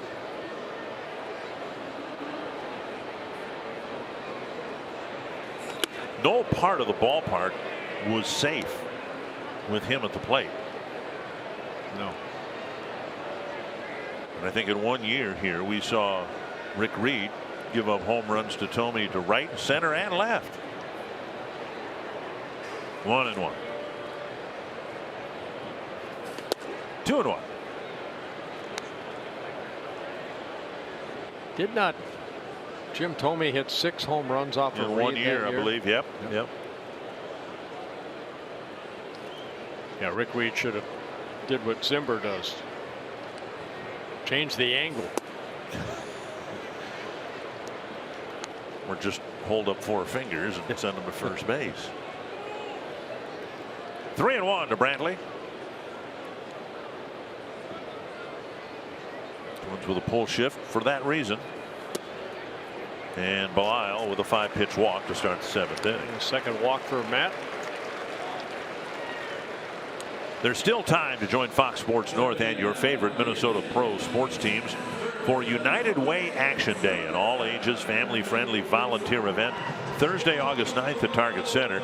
Still need your help packing 25,000 backpacks with school supplies for Minnesota kids. In addition to volunteering, Action Day will be action-packed, featuring games, prizes, photo booths, a mini Crayola experience, and more. Visit gtcuw.org/Action Day and register today. I'm a little confused about this. A mini Crayola experience. So the experience is mini, or you actually got little short crayons that you're using? Small ones.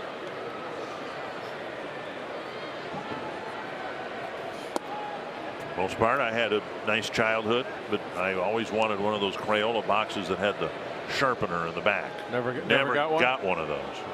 Sorry. Rajay Davis running for Brantley.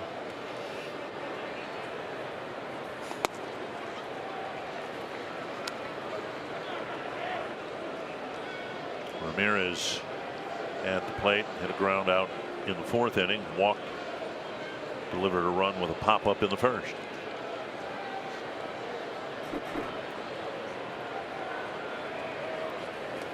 And a strike on the outside corner.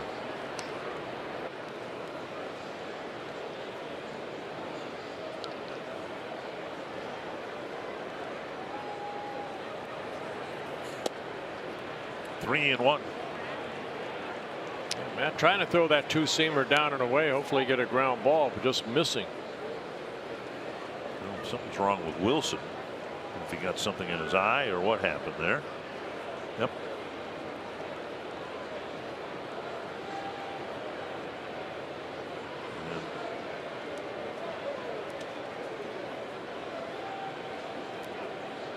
Bobby appears to be okay.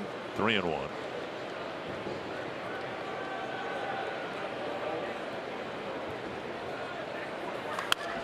Stroke foul down the right field line. 3 and 2.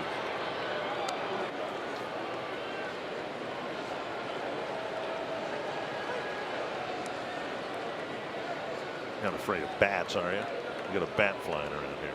I didn't like bats. I was a pitcher, remember? You didn't miss. No. You didn't miss many. Oh. 3 and 2.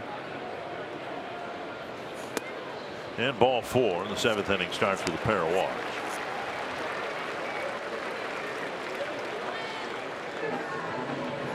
Paul Molitor trying to milk as many outs as he can out of Belisle, trying to save some other relievers, but the inning starts with a couple of walks, and we'll see if Paul comes out here to make a change.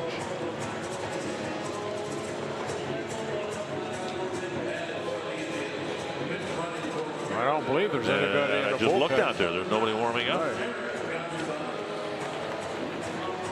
So basically, Matt, you got yourself into this mess. Get yourself out. Encarnacion will be the batter. And one more pinch runner at first. It's Eric Gonzalez.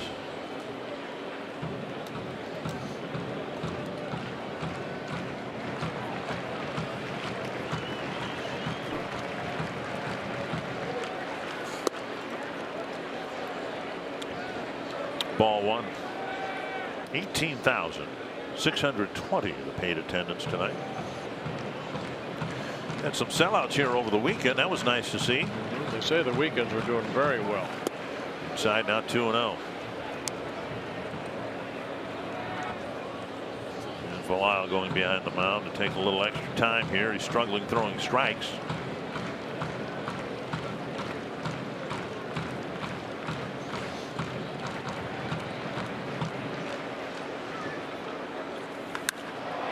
It's a foul ball, but it sure is hit a long ways. Almost up onto the home run porch, which oddly enough is in foul territory. Yeah, he hit it home. He hit the home. Yeah, Cleveland averaging almost 24,000 here this season. And about what the Twins are doing. 3 and 1.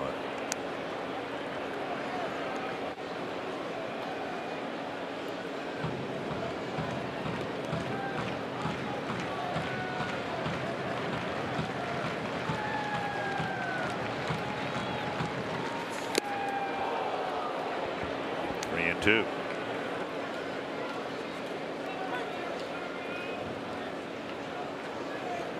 See the jersey of Matt Belisle. That just shows you how warm it is out there.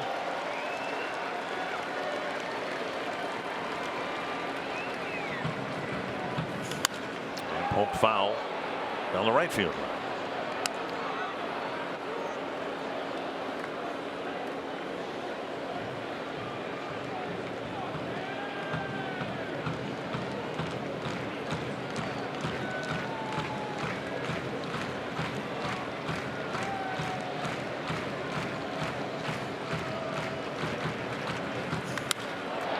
High and deep to center.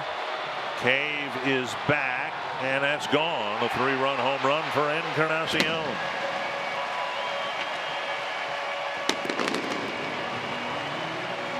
A second home run that Matt Belisle has allowed. Encarnacion, home run number 25 on the year. And the Indians have their home run hitting shoes on tonight. 4 home runs they have hit. Couple solo home runs, a 2-run home run, now a 3-run home run. So he got a 3-2 fastball, fouled the first one off. That one he did not miss. Straightaway center. Replay brought to you by Carrier. It's just a thought. There's still no activity in the Twins bullpen, and we may be headed for a position player pitching here. In the attempt to try to save the other relievers, Belisle has faced 7 men. 4 have scored, 2 home runs and a walk. He's only retired 2 batters. And there's still no one up in the Twins bullpen. Now the bench players are Adrianza, Field, and Garver.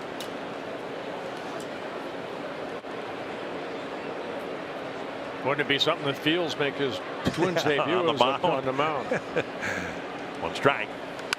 Something that has become far more commonplace this year in baseball, with position players pitching the end of blowout games. Remember last year, Chris Jimenez pitched 6 times in the first half alone. That's not good. I don't think he pitched after the All-Star break. His arm was sore. 2 strikes to Alonso. And now a ball.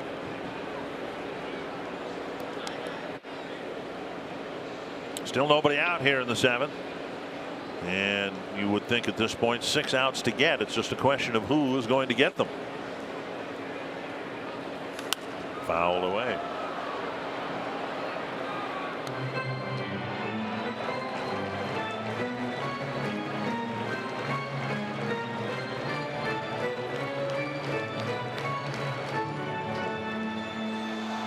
Matt's been pitching a long time, 21 years in pro ball, signed with the Braves back in 1998.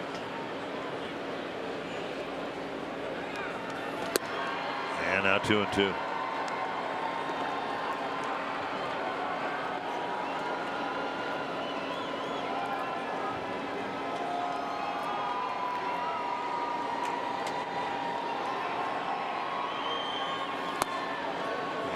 Alonso strikes out, 1 away.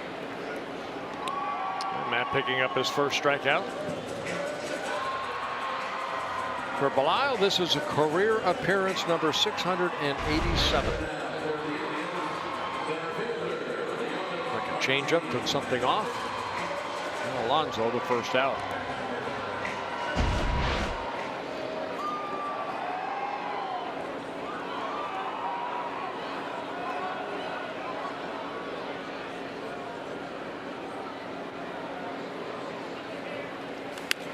That's dumped behind third, and a fair ball.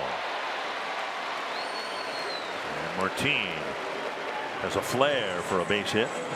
Martin's first hit.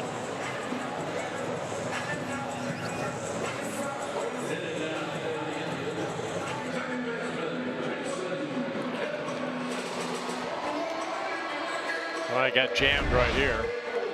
See the shift put on by the Twins, but kind of inside out, got jammed. The ball lands on the grass. Polanco gets it. 10th hit for the Indians to go with their 10 runs. Kipnis will bat. And a ball. Now there's some activity in the Twins pen.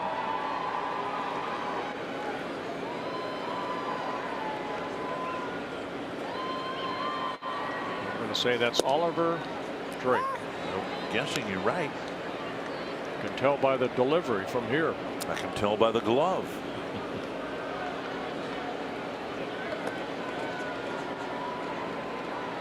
1-1. 1-2.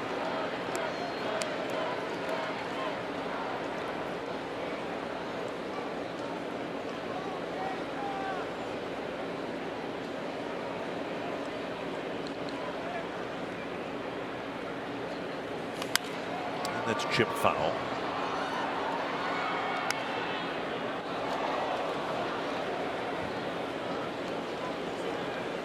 Game has kind of gotten away from Belial here in the 7th inning, giving up 2 home runs.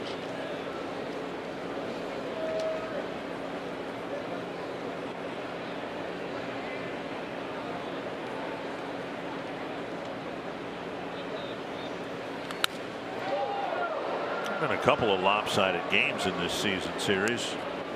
First game in San Juan, 6-1 Cleveland. Twins won a game at home, 7-1 over the Indians. And they won one here 9-3, but this is the most lopsided game of the season series so far. And another foul.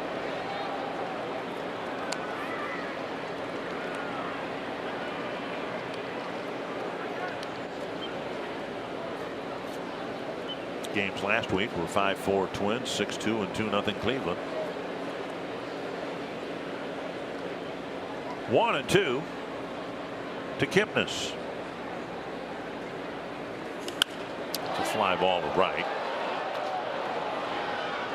And out number 2 with Kepler making the catch. And now Roberto Perez.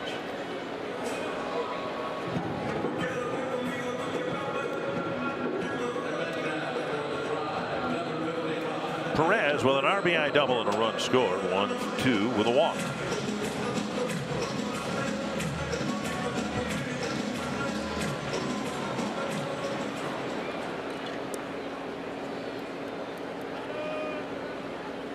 Indians got a couple of runs, a couple of unearned runs in the first inning, and haven't looked back.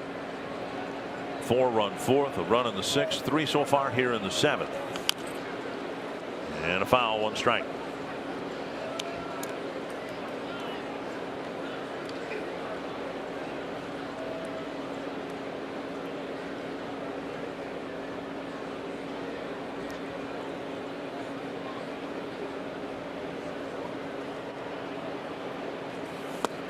On and missed 0-2.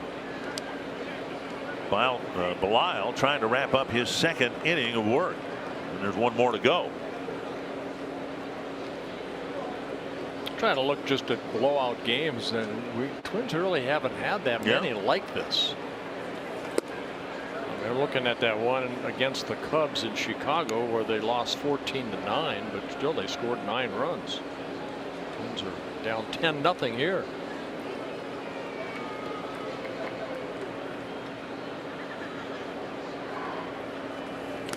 Blocked by Wilson.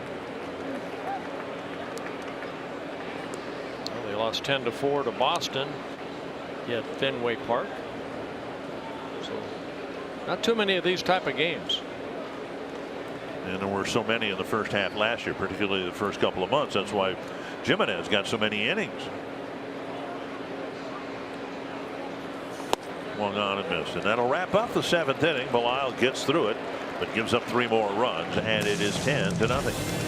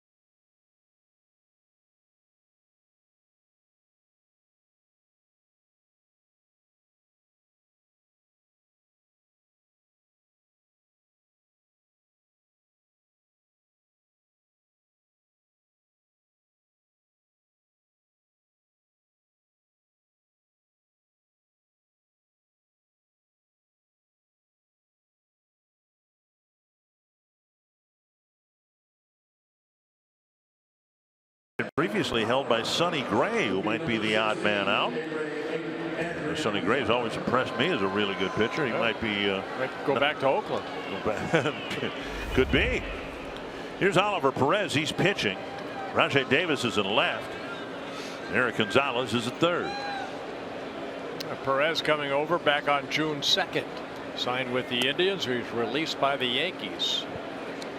And Adrianza hitting in what was Mauer's spot. Johnny Field is in the on deck circle. He apparently will hit in Rosario's spot. And a strike, 1-1.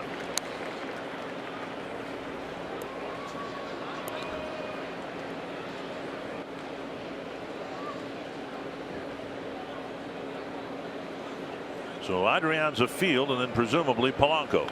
Pulled foul.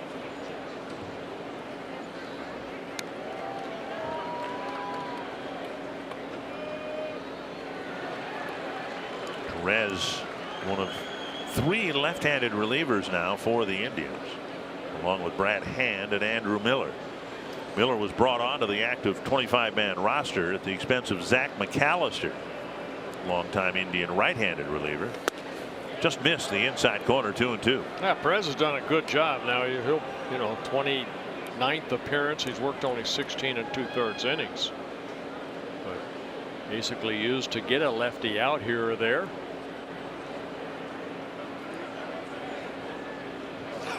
And Adrianza chases a strikeout, 1 away. We'll bring up Johnny Field, just added to the Twins roster, with Robbie Grossman going on the disabled list. Perez will give you that little hesitation sometimes, hold it, and then the high fastball. Adrianza strikes out.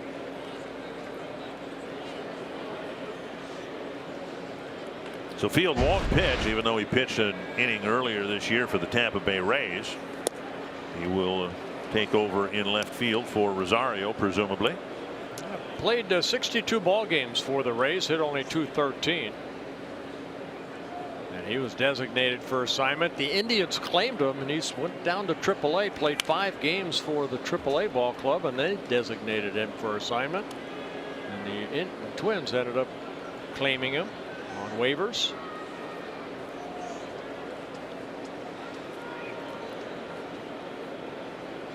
Came here from Pawtucket, where the Rochester team was playing.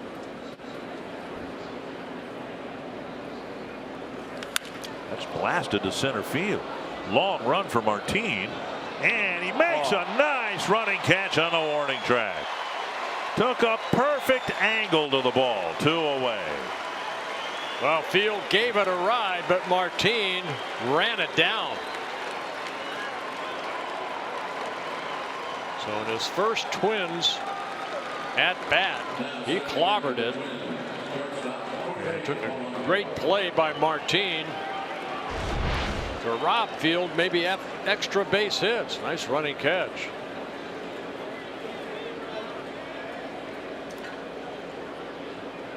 And now 2 down, and here's Polanco.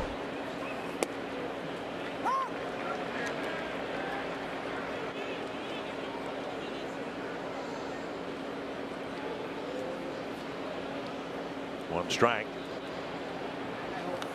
And now 2.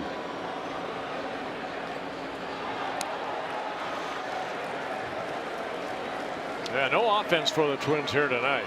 Couple singles and a double. Double by Polanco. The last hit for the Twins came a couple innings ago.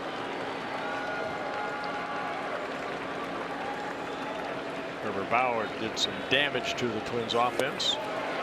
And Polanco strikes out. The Twins go quickly against Perez in the 8th.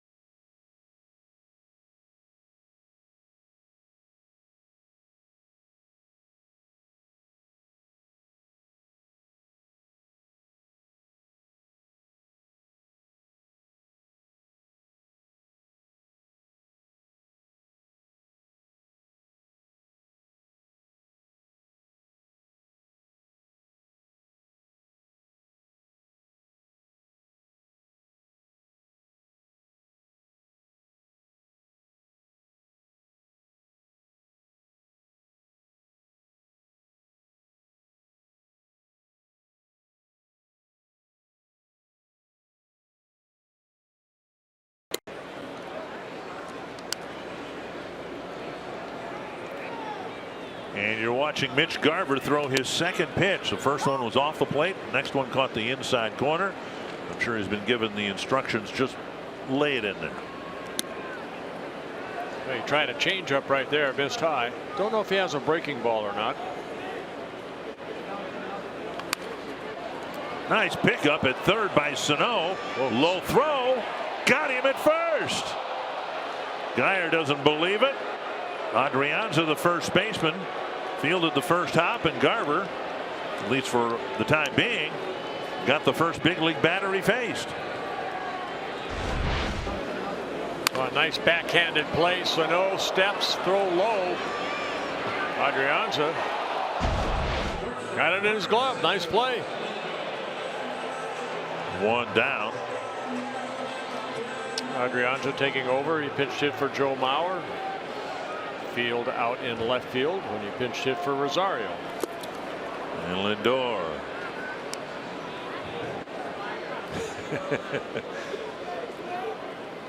Garver with a bemused look on his face. Lindor as well.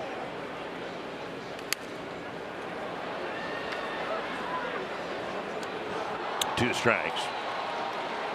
Lindor getting a little grief, probably from Rosario in the Twins dugout. 1-2. The number of position players pitching this year has skyrocketed. Didn't get the call. Getting squeezed. 2-2. Used to be a novelty, but now it's just, hey, we're out of it. We get somebody else out there to finish the ball game and save a bullpen inning. Whoa, watch out. And Lindor with a good-natured gesture to the Twins dugout, probably intended for Rosario again.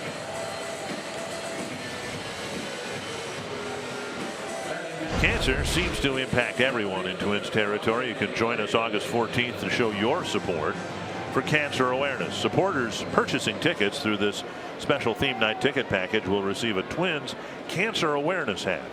Color of the Twins logo on the front of the hat corresponds to the color associated with the most prevalent cancers seen throughout Twins territory. Nice catch for out number 2. To learn more, join the Twins in their effort to strike out cancer. Visit twinsbaseball.com/cancer awareness. That was Rajay Davis that flew out to deep center field. You know as a pitcher when you don't have very good stuff, when your catcher doesn't even give you a sign. Wilson has not given Garver a sign at all. He just basically aim between the batter's boxes and let's go. Yeah. But remember, it wasn't that long ago when Drew Butera was out there, and he was impressive because he threw 94 miles per hour and struck out Carlos Gomez on a 78-mile-per-hour changeup.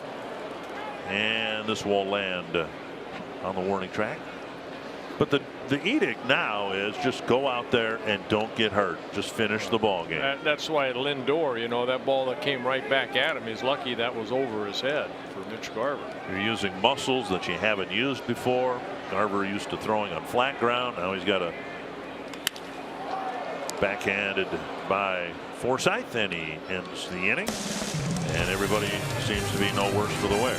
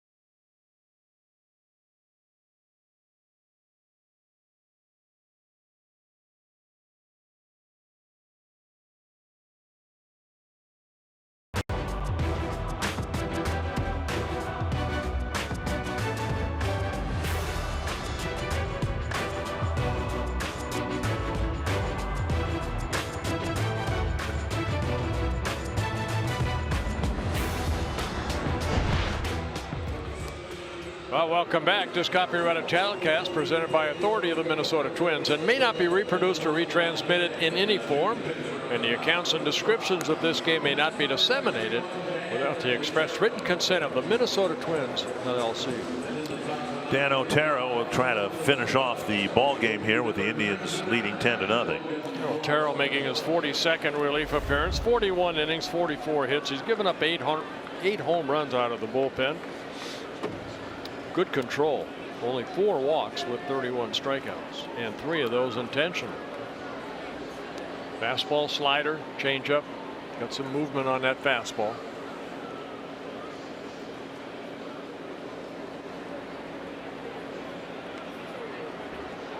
Morrison, first man he'll face. Fouled back, 1 strike.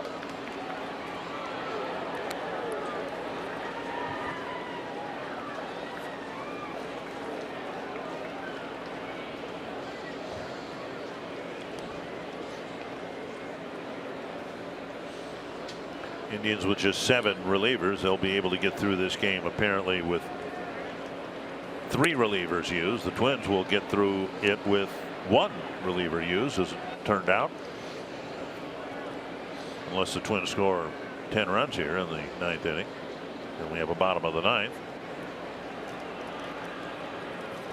1-1.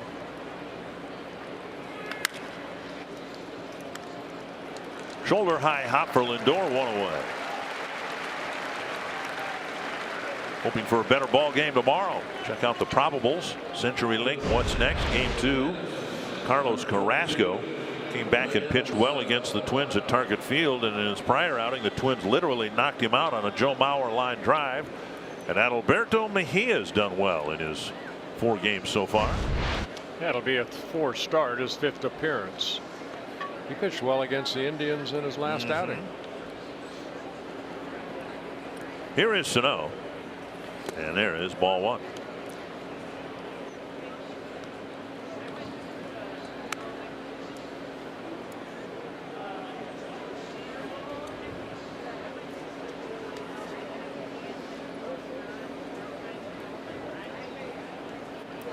Rough opener on this road trip, and now Sano grounds it sharply right to Lindor.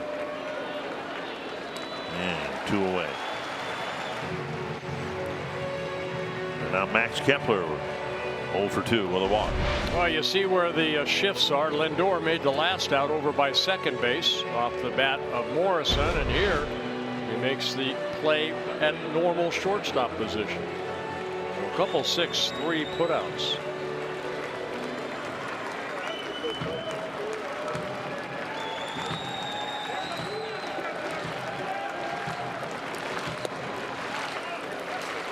Inside, ball 1 to Kepler.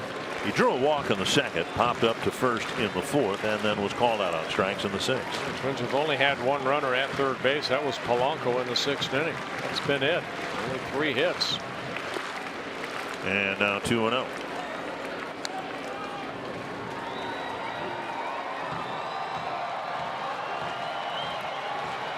Otero, 33 years old, originally signed by the Giants. He came up in 2012, then spent 3 seasons with the A's, Oakland A's, before coming to Cleveland in 2016.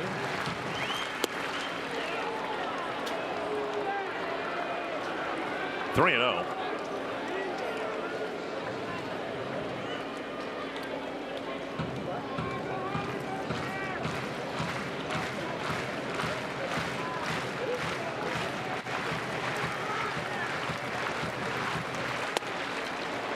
Outside corner. Kepler was ready to take first base.